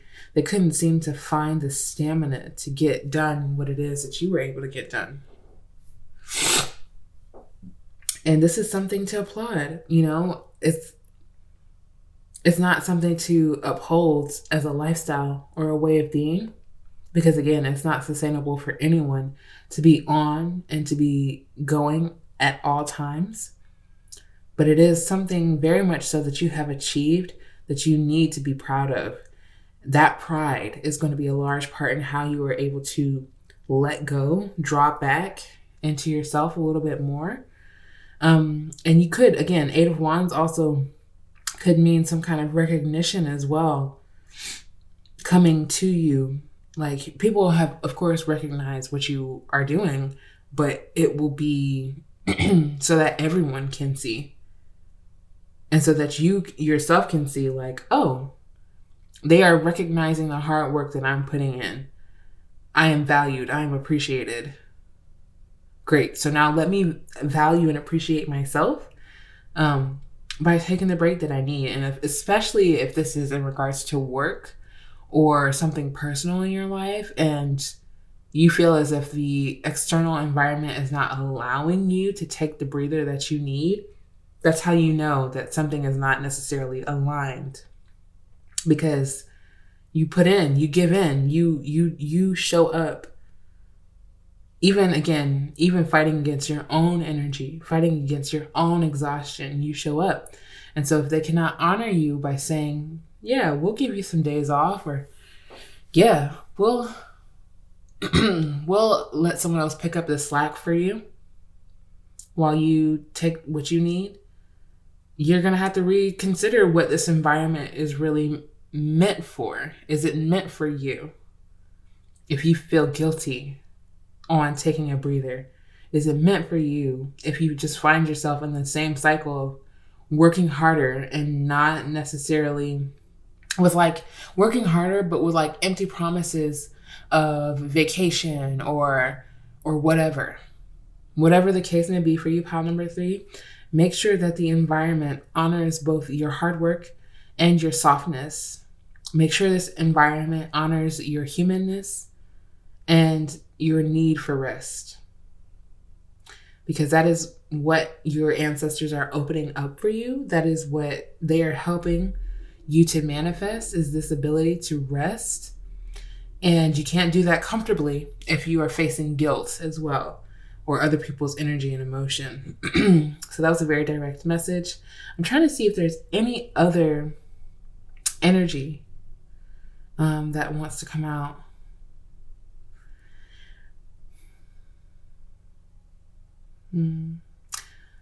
Just because I'm seeing it, this is a separate message, maybe for one person, who knows. The Lover's card in reverse with carnelian here, and carnelian ruling, the chakra that is located in the womb, and it, stimulates procreation. If that is not something that you are interested in regards to like bringing a physical life into this world, it is showing up as a message of like, the Lovers in reverse. like being careful. Yeah, being careful, taking care of your body, doing what you know will, benefit your body, and being careful. Yeah. Let's see. Yes, whenever you feel any energy that makes you, again, feel like you have to fight, it's going against what is naturally supposed to be happening. Again, that's as much information as you're going to get on that, I feel like, because of the mysterious energy surrounding what it is that you may be trying to manifest or to make happen. But what your spirit guides and your ancestors are telling you specifically is that rest is your answer. Rejuvenation is your answer. You're a very hard worker. You get things done. Do not be fooled by that. So I'm going to look and see astrologically if there's any more energy for you within this reading on what it is that your ancestors are trying to help you to manifest. So let's see. Oh my gosh. Aries energy, like straight out of that. So some of you could be Aries or Cancer, Capricorn, have it in your natal chart even. You have 5th house with creativity. That is very aligned with the carnelian energy here. So some of you are very, like, you're passionate about your creativity, especially with all these wands energy, the Aries energy, which literally looks to be inflamed. You are passionate about creating. Again, you are that go-getter. You achieve a lot by going first. You have 2nd house as well. So you have the 5th house and the 2nd house. These are beautiful energies to have. The 2nd house is about your resources. I did briefly see the 4 of Pentacles when I was shuffling the tarot cards. So some of you may be reconsidering a financial move or reconsidering a financial position in order to welcome more ease into your life. More creative authority over your life as well. It feels like work to me, pile number 3, but I'm sure it'll be different for everyone. Yes, 10th house, ambition. Yeah, the 10th house is also traditionally ruled by Capricorn. You're an ambitious person. Like, you're focused on your career. You're focused on your legacy. That's why I didn't necessarily read the Lover's card as love, but as in what it is that you could do for self. You also have Taurus at the bottom of the deck, which is so beautiful. So this could be another energy in your chart as well. You are trying to prioritize what you value and hold very dear to you. And that's not always money. But with the 2nd house being out here and the 10th house being out here, honey, you want to make a name for yourself. A name for yourself that is rich with creativity, with, again, ambition, with high value, high standards. You want to do this passionately. You really do. You want to make something out of this life, and you will do almost anything to achieve it. Almost. With the Aries energy here, you will figure out a way. You are a person to maybe even sometimes like butting your head against the wall because you feel like, oh, this is definitely the way. And it's like, there is another way. Maybe it's something that you have to get creative about. You have Pisces energy, again, very creative. The carnelian is telling me that you're very creative. You have a very mystical type of creativity, I feel like, as well, where you take the most natural things and make it even more beautiful. Mysteriously so. People are like, wow, how did you do that? Like, how did you create this? And that's why people also come to you as well saying, this is the person I know who can take care of it, because they can't even conceptualize how you come up with the things that you do creatively. And this, again, makes you very ambitious. You're like, oh yeah, I I got the moves. I got the sauce. I got the special sauce, honey. And people will find it very valuable. That is why you should be in environments that value you, not because of just who you are or just what you can provide, but because there's only one you. And you have to be here long enough for your creativity to stand the test of time, which is also another 10th house thing. Legacy, honey. And the money that comes from that, you can see within the second house. Sometimes it's like, well, more so the eighth house is shared resources with another person. But the second house is the energy that you use to make a very comfortable life for yourself. The second house is actually ruled by Taurus. So that is very much so aligned in your energy, that you value comfort, you value ease, and you have worked very hard to try to figure out how to get that replicated and represented in your life. And maybe, again, it has been difficult for you to find that balance, but you're finding it. Your ancestors are literally helping you to find it. Even if it doesn't seem like a clear way in your life currently, because everything, again, seems so mysterious and unknown. It's like you're just trying to make something happen in your life and you just don't know how it's going to work out. It could go left or right. But I feel like you're in this space of, fuck it. I'm going to try it. I'm going to see what this is about. Like, I'm going to give my best, because you're always doing that. You're always thinking about aesthetically, how is this going to come out, with the creativity here? How is this going to look? How is this going to make people feel? Yeah, very strong message here for you, pile number 3. I'm trying to make sure that there's nothing else that I'm missing here. I see a lot of grounding coming your way, a lot of stability, a lot of balance, where you'll get to be able to put in a lot of work creatively, and be able to receive some kind of spiritual comfort, emotional comfort in the beautiful things that you create, knowing that the energy that you put out is more than enough, and the energy that you reserve for yourself is deserved. It is absolutely deserved. Okay? Pile number 3, I hope that you enjoyed this in-depth reading. If you did, please give it a big thumbs up. I would greatly appreciate it. I would love it also if you would check out my newsletter that I will have linked down below, where you can access a monthly zodiac reading based on what is going on in the month for you. And I would also love to see you in another reading. Peace. Hello, pile number 4. Welcome to your reading. You chose the beautiful pyrite crystal, or also known as fool's gold. This is what it looks like. So beautiful. I'm going to put it right to the side. We're going to get started in your reading with the main energy. You have first quarter moon in Aquarius. Trust the universe. Wow, that is so beautiful. I do see that your crown chakra here is highlighted, which is you receiving downloads, receiving information that is non-tangible, but is also building trust between you and your spirit guides, the universe, your ancestors, everyone on the other side of this 3D realm or the physical realm. So trust coming in for you tells me that there is something that you have hope for. Yeah, that's a good word. Hope. Excuse me.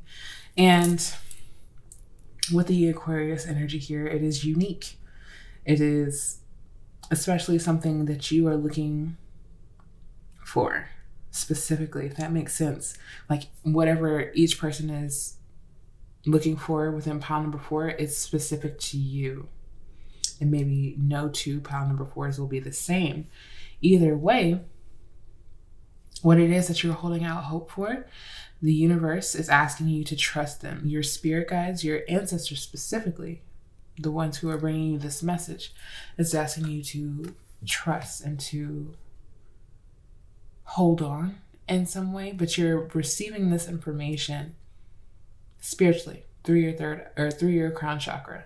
So I'm going to look and see what the astrology is around this message, around this trust, what your ancestors are helping you to manifest at this time. Pile number 4, please, Spirit. Pile number 4.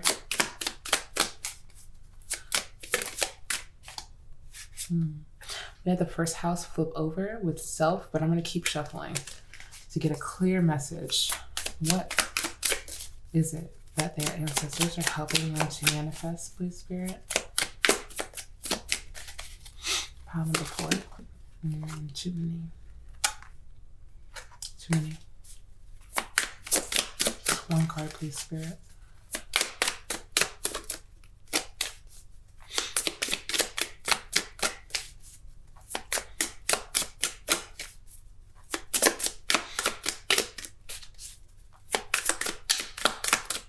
And as this card is taking a long time to come out, this is a part of the trust that I feel like is replicated in your reading.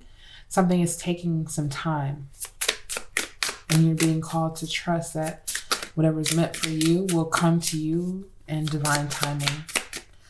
Pile number 4, please, Spirit. What is their message? I'm going to pull it out.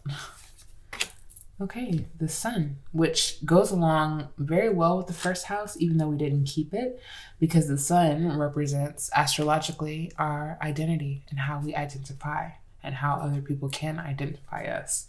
At the bottom of the deck, you have the numinous, with mystery. And we're going to get all into that energy together. But the sun here, talking about your being, it is all about the essence, the energy of you. There's also a level of self-awareness as well. The sun is connected to your masculinity or the masculine energy that you hold. So it helps you to assert your identity. It helps you to be seen. That is a very masculine thing. The sun can also correlate to childishness, but that is because Leo rules over the energy of children and everything youthful in that manner, Leo being the sun. This also talks about your ego, your individuality, and your expression.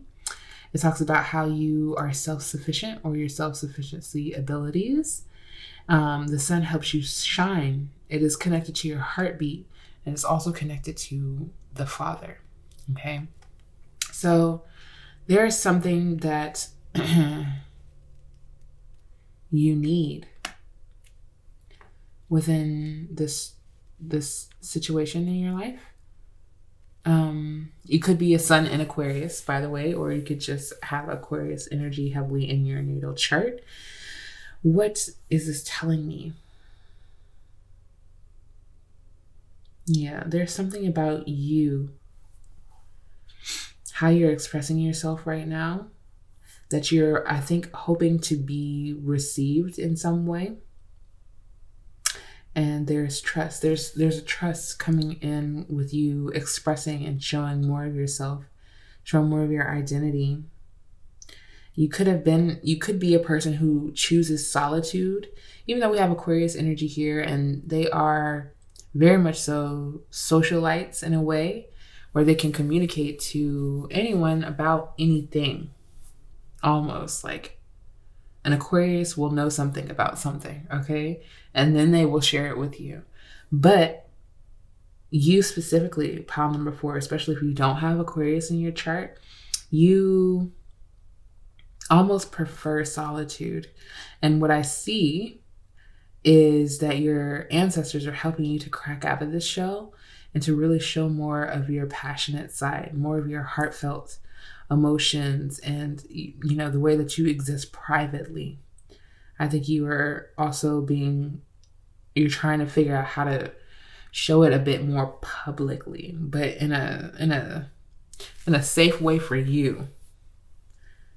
With the mystery being at the bottom of the deck, I still think that this is a mystery to you.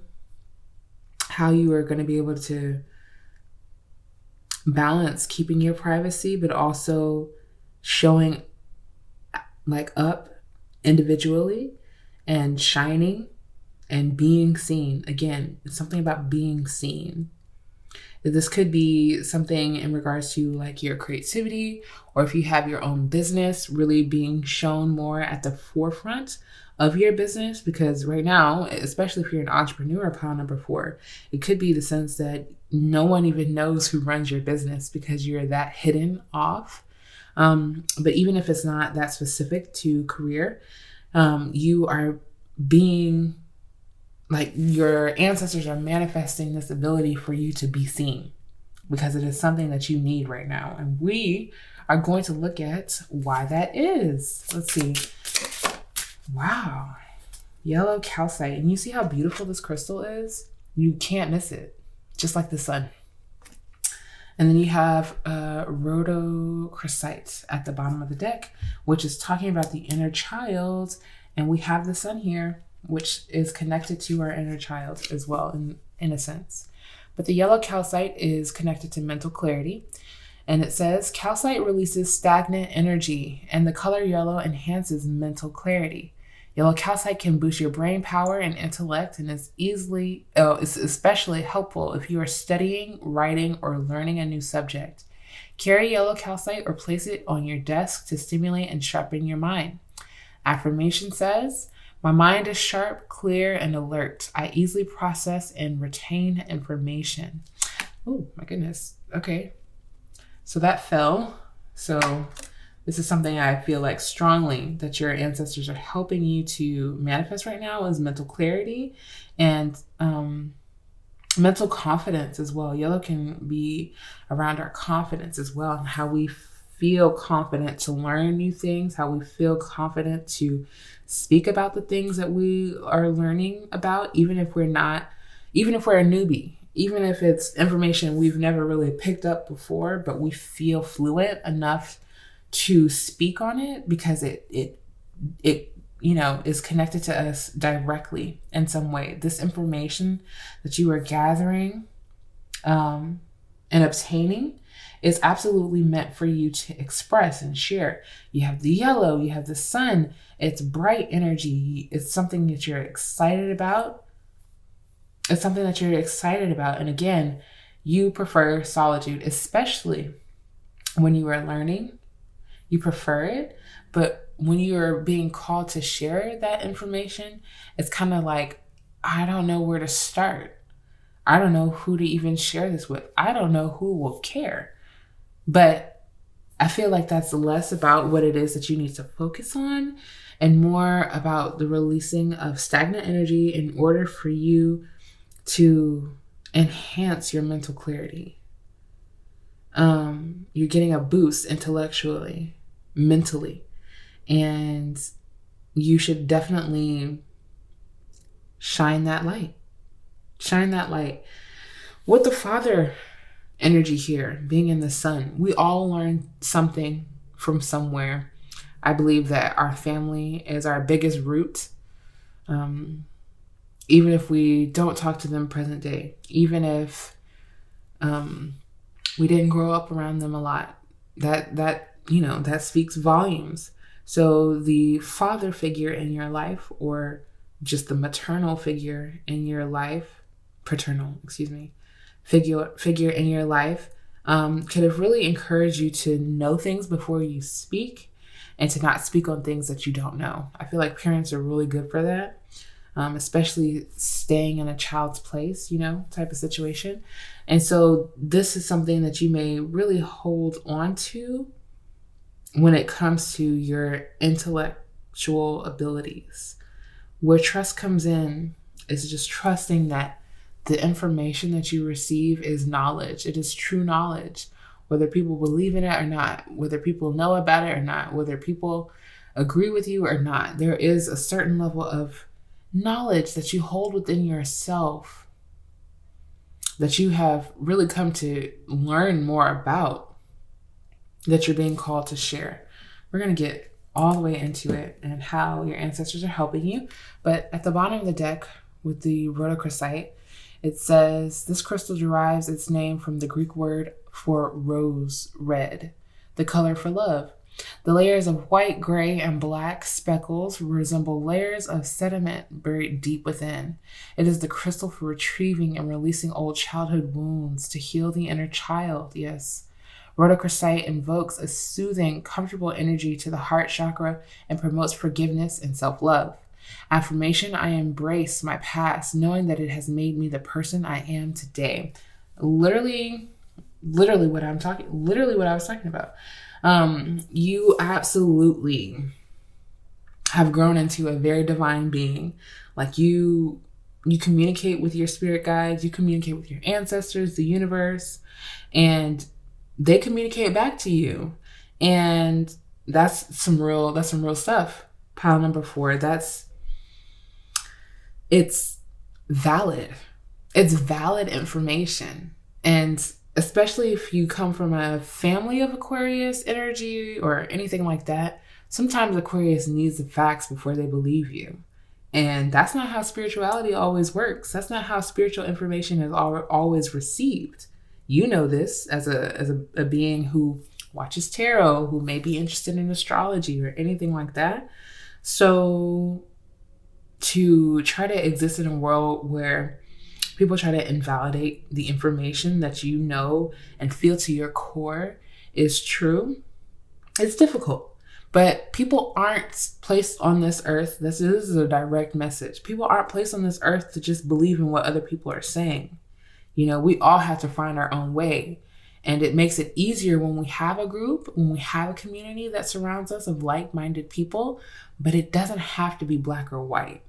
And so with the inner child energy here and the rhodochrosite, you're deeply healing your inner child and trying to no longer stifle yourself, but be very self-aware of when those stifling abilities come up, where you just kind of want to shut down and not share, even though someone may be very excited about what it is that you are learning about or talking about, curious.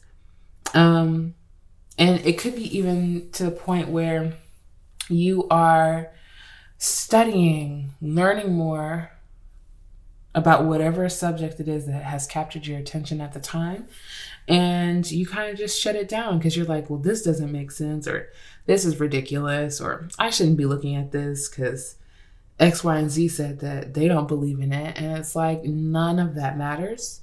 With the yellow calcite here, it will deeply help you to focus on what it is that you want to focus on without all that external energy trying to sway you or steer you in a specific direction.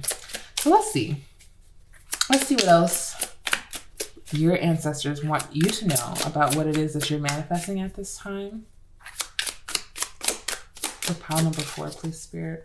What are the ancestors helping them to manifest? Pile number 4. Thank you. Oh, soothing. So this is very interesting because this came out for another pile. If you're drawn to it, you'll find out. But soothing. So this is actually beautiful because this means that whatever disruptions you feel in regards to your crown chakra, your mental space, it's being soothed. Your ancestors are helping you to relax your mind. Maybe some of you have even just recently come across yellow calcite or a yellow, stone that reminds you of that calcite. This is citrine. And I believe that with the same energy, with the same color, palettes, you can channel this energy of mental clarity. The trigger statement says, I need to fix this. The true statement says, I'm willing to learn from this. That is mind-blowing. Lift yourself above your life situation and observe as a witness. Understand that you are so much more than this story. So you are so much more than childhood traumas. You are so much more than what people expect you to be. You are you. And with the Sun card being out here, this is a direct message from your ancestors saying that no one can take you away from yourself. No one can take away your identity, okay? You are learning so much about yourself. And I think that this is just another situation for that to transpire, for that to happen. And this is not something that you need to fix, not within yourself, not within someone else, not between you and someone else. It's just you being given the ability to observe from a different perspective on how other people's thoughts and opinions affect the things that you go after and affect the things that you believe in and want to give brain power to. And even just to simplify it down to like the base, you could have really felt that you are not that intellectual, that you are not as brilliant as you actually are. You're unique. You're very observational. You like to learn. You like to pick up information. You like to learn little tidbits here and there. It may not be like a whole, Sagittarius is good for trying to get as much information on a subject as possible. Aquarius is like, I'm here until it interests me, until it no longer interests me. And then I'm going to move on to the next subject that interests me more than where I am currently, it feels like. And so you have not been able to really grow this practice in your life because you have been listening to other people's beliefs and thoughts about what it is that you should be learning or giving your energy and time to. So this is a very soothing time for you to really reconsider the thoughts that you hold as truth around yourself, around your abilities, around your interests. At the bottom of the deck, you have protective with the keyword being immune. Trigger statement, I am not safe. True statement, I am secure. Fill any areas of energetic weakness with strength. You can walk easily, knowing that you are safe and protected. And so this energy also came out for another group, but I feel like it's different. It's showing up differently in your reading, just to let you know, like boundaries, energetic boundaries, so that people cannot start to insert their own will onto your process. The trigger statement saying that I am not safe, you may very much so truly feel that way energetically, feeling as if you're not safe to really creatively explore or to share what you are excited about and what lights you up. People may see that you are lit up and glowing and definitely following this curious spirit that you have, but you don't feel safe to really express what it is that has gotten you this way. And that is a telltale sign of the environments that you either want to be in or that you don't. I feel like that is a part of what it is that your ancestors are helping you to manifest. Of course, when I say this, and whenever I hear people talking about, family sometimes being our biggest detriment, that doesn't mean that you're leaving or rebuking your family. It's very specific to you, Pollen Before. What it means is that you are becoming aware of where your energy thrives best, where you would like to spend more time. Maybe you'd like to spend more time in solitude in the library rather than at home watching TV with the rest of your family because they like to watch the Kardashians. That's how you know. I don't watch that show. But, you are very aware of the environments that make you feel comfortable, that make you feel like stepping out of your shell, that make you feel like you can shine. And the ones that don't, they are stuck in mental habits or cycles that uplift the things that they are doing present day in their life. You see a clear difference. You're trying to trust the universe, I feel like, in this and saying, I'm going to keep doing what I'm doing. I'm going to keep observing what I'm observing and having a good time learning about. And the people, the community, the environment that is meant to experience this with me will be there when it's supposed to. New moon in Cancer, relax. Yeah. And Cancer being, that family zodiac, that emotional energy here. Your ancestors want you to let go. In some way, this has been a huge theme for everyone's reading. But you have the direct card of saying relax, let go, Don't try to force. Don't try to make it. Don't try to make something happen. Cancer, of course, rules over the moon. It is represented by the moon. And then you have the sun here. So there's this duality of introspective and extroverted energy. Emotionally, you have to relax. You really do. When it comes to, you expressing yourself, that will be happening gradually. You'll be encouraged to express yourself more and more as you feel confident in, the things that you're learning about. But emotionally, you must relax, because I feel like you're trying to, again, fix relationships that don't necessarily need to be fixed. Take what resonates, of course, pile number 4. You will only be the determining factor on whether that was true or not for you. But to me, it feels like, let the relationships be as they are. If they feel stagnant, maybe it's for a reason. It's not anything that you need to fix. You have to keep focusing on, again, the things that light you up, and being around the people that make you feel nurtured, that make you feel seen, that make you feel intellectually equal, on the same wavelengths of wanting to know about the universe and how it works, why we're here, what's our greater purpose. Some people don't even think about that. That's no shade to them. That's no sweat to them. That's probably their purpose this lifetime.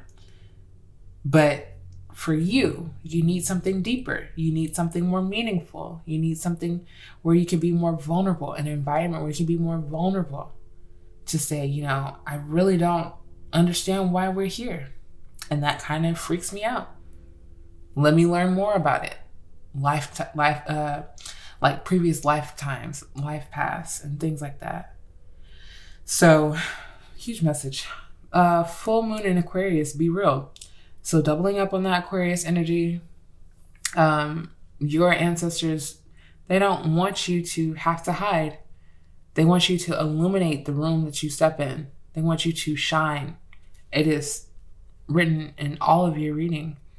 They want you to show your quirkiness, show your uniqueness, show your flaws. They want you to show everything. They want you to be real. They want you to be real with yourself and the people around you. Maybe sometimes that does cause a little bit of friction, but if you don't make, and this is a selfish statement that you're supposed to take at your own temperament. But if you don't make other people uncomfortable and you're already uncomfortable, you're the only person who stays uncomfortable. No one else is allowed the perspective of where you're coming from if you aren't being real and saying, this is what I really actually need from you.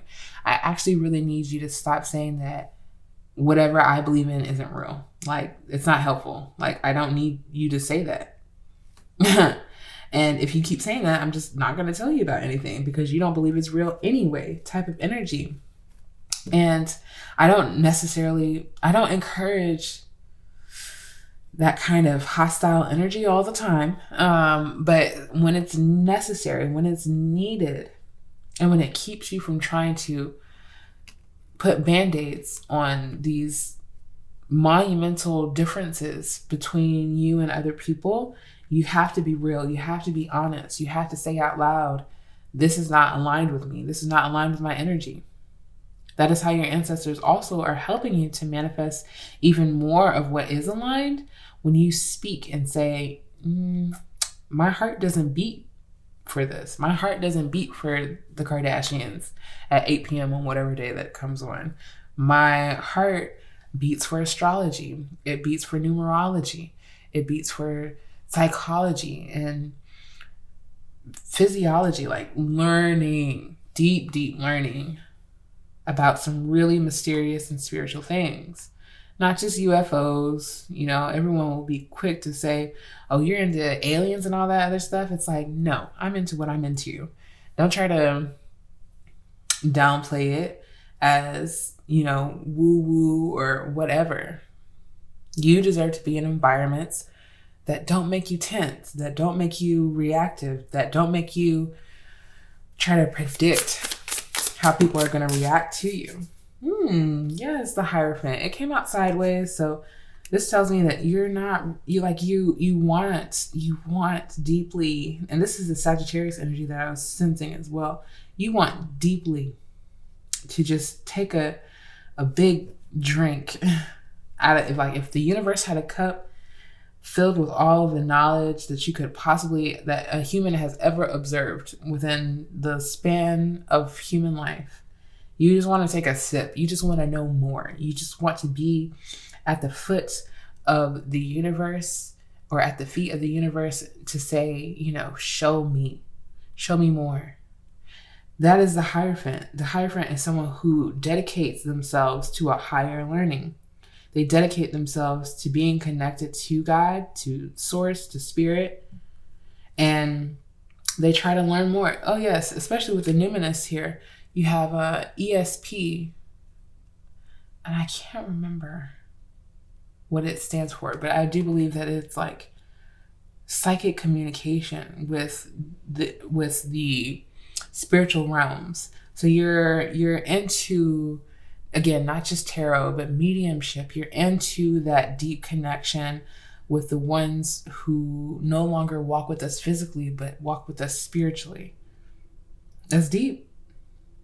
And to get into the things that you really want to get into, that you really want to dive into, you have to be very confident mentally. You have to know that what you pick up is something that you will be able to absorb. It'll be information that sticks with you for a lifetime.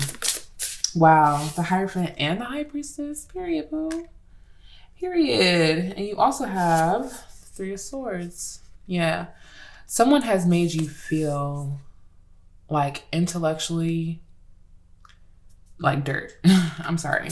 They have made you feel like dirt. They have made it very complicated and difficult for you to trust in your own mind. You have had this battle, I feel like, between your intuition and your own thoughts, and the goals and the things that you want to achieve in this lifetime. I feel like you not only want to be a spiritual student for life, but a teacher as well. Like, you want to be able to share with other people, but you have been made to feel like you don't have the authority, like you don't have the intuition, honey. Wrong. Very much so wrong. Your ancestors are very much so loud and clear in my ear, telling me, like, this is what pile number 4 is struggling with. Tell them how it is only based on conditioning. Tell them how it is only based on 1 or 2 or however other many people. But if those people did not exist, would you then feel encouraged? Not to wish anything bad on anyone, pile number 4. But if they were no longer in your atmosphere, would that then remove that blockage of you feeling like you are less than, or that you are not the person that you thought that you could be in order to experience such a spiritual and mysterious life? You have the Hierophant and the High Priestess.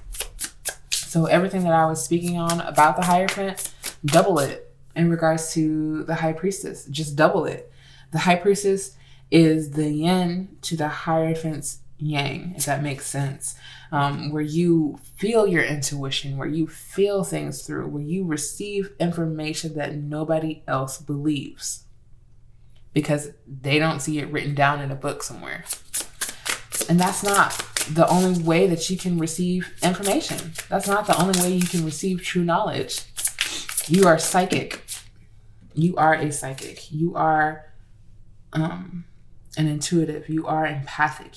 You have this ability, and no one has encouraged you as strongly as you have felt that you've needed to be encouraged. But I feel like this is a part of you really stepping into your identity and saying, I didn't have encouragement, but look at me. I didn't really need it. The World card. Yeah. So this is first of all, major arcana. This is a cycle that is definitely closing for you, transforming for you in some way, where you're going to be trusting your intuition a lot more. Ace of Cups in reverse. Next to the Three of Swords, that's some really tough energy, but we're going to get into it. And another major arcana to grace the bottom of the deck for us, the Moon card, which again is one of the most intuitive significators within the tarot. Okay. So this just tells me that crown chakra, honey, it's on point. It's activated strongly. So some of you could even, have your own, intuitive YouTube website. Maybe you're trying to figure out which platform is the best platform for you to share this knowledge on. And you're going to be finding that soon. I feel like you're going to be finding that soon. Ace of Cups in reverse, Three of Swords. I feel like, wasn't that, there was solitude. Heavy on the solitude, honey. Heavy on the solitude. Like, what's Drake's song, No New Friends? It's like you do have the ability to nurture community. It's going to be activated once you find where it is best for you to share this knowledge and information. But with the Ace of Cups being in reverse underneath that, I need to fix this, and this is heavily about relationships. There is no relationship, pile number 4, listen to me closely, honey. There is no relationship that you need to fix if the other person does not value you or what you bring to this relationship, okay? Your ancestors want me to give you that message, whoever it is for, specifically, directly, take what resonates. People and their opinions, their thoughts, their expectations over your own mental space, over your own spiritual practice, they have really messed you up. They have really messed up the flow for you. And your ancestors are helping you to manifest the releasing of this. I do feel like the releasing. The layers of white, gray, and black speckles resemble layers of sediment, dirt, rock, buried deep within. It is the crystal for retrieving and releasing old childhood wounds to heal the inner child. That is Ace of Cups in reverse. So that doesn't mean, no new relationships or anything like that. If it's not what you don't want and you want to be around people and you need that genuine love, it's available to you. You have access. What I'm saying is that the Ace of Cups is your release.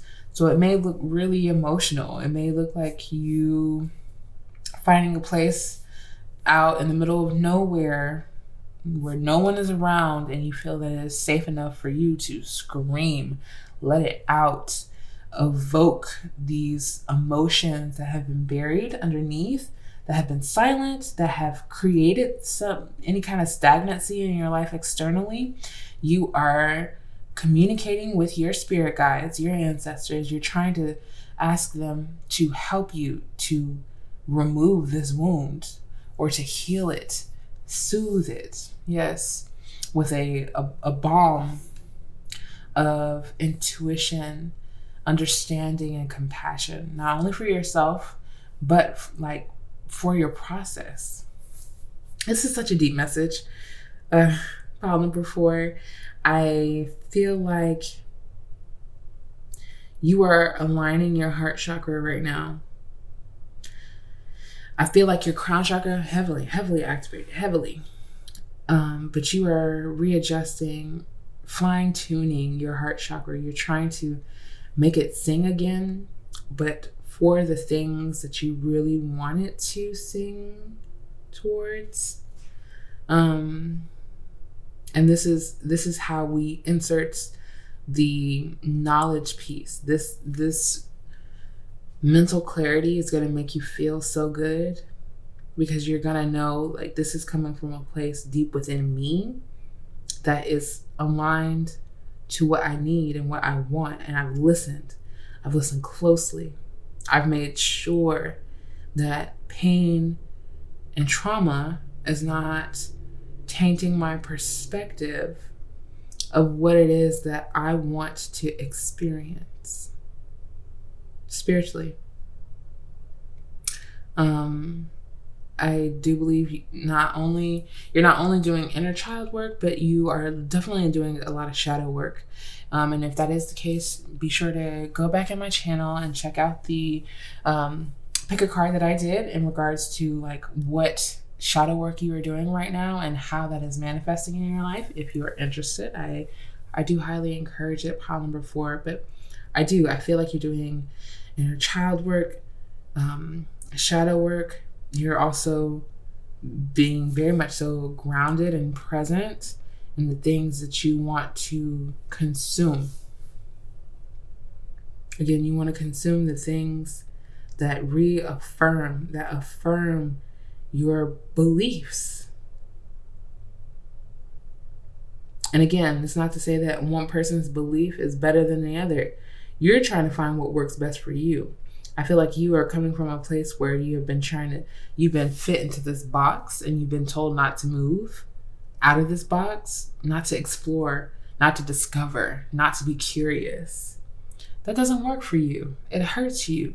It makes you confused. It makes the mysterious things seem bigger and scarier. And you don't want anything or anyone to hold that fear over you. You know that knowledge is your power. You're seeking it. You're seeking your power again because someone told you that power comes from a different place, or they told you that, power is ego and that you should not be egotistical. You should not try to know more about God personally. You should not try to be God's friend. You should stay in a child's place again. And this has not worked for you. It has caused stagnancy. Stagnancy is caused pain. That pain affirms the pain that you have initially felt, and that's not what you're trying to build on. You're not trying to build on this 3 of Swords. You're trying to build on the Ace of Cups. You want your heart to be filled, and it deserves to be filled with all the things that you enjoy. Pile number 4. I'm going to look and see astrologically if there's any more information for you in regards to what it is that your ancestors are helping you to manifest at this time. I think this is such a beautiful reading, especially with all the major arcana just telling you like this is a process, okay? Nothing happens immediately. Not even the pain that you have experienced around this happened immediately necessarily. That was over time. Yeah, 8th house transformation. The 8th house is ruled by Scorpio, and it talks about death and rebirth, being reborn again. And the 3 of Swords definitely represents something shedding or dying internally. And it's definitely around your mental space because the Swords rules the mental, but your heart is attached to it too, and it's painful. It's painful to realize that you have kind of just shut your mind down and settled within the pain, settled within the stagnancy when you possibly could have set yourself free whenever, but that's nothing to harp on. You have transformation here, meaning that you are ready to transform this. You're ready to release and let go and find balance with Libra energy here. So some of you could have Libra in the 8th house or Aquarius or Cancer in the 8th house. You could have your sun in the 8th house, which, 8th house placements are difficult because that planet is meant to initiate transformation and change on a frequent basis, being in the 8th house. So you are finding that you are constantly trying to re-identify, trying to change. You also have the 6th house with service. So yeah, as I mentioned, you are taking this knowledge that you've gained, that you have worked so hard for, so hard. You've worked so hard for this knowledge. You've worked so hard for the transformation of your mind to be able to even feel like you're coming from a balanced place to share this. And it's happening. It's definitely happening for you. So some of you could even have the sun in the 6th house if you do not have the sun in the 8th house. And if you are unsure, I always encourage you to seek a professional to get a astrology birth chart reading.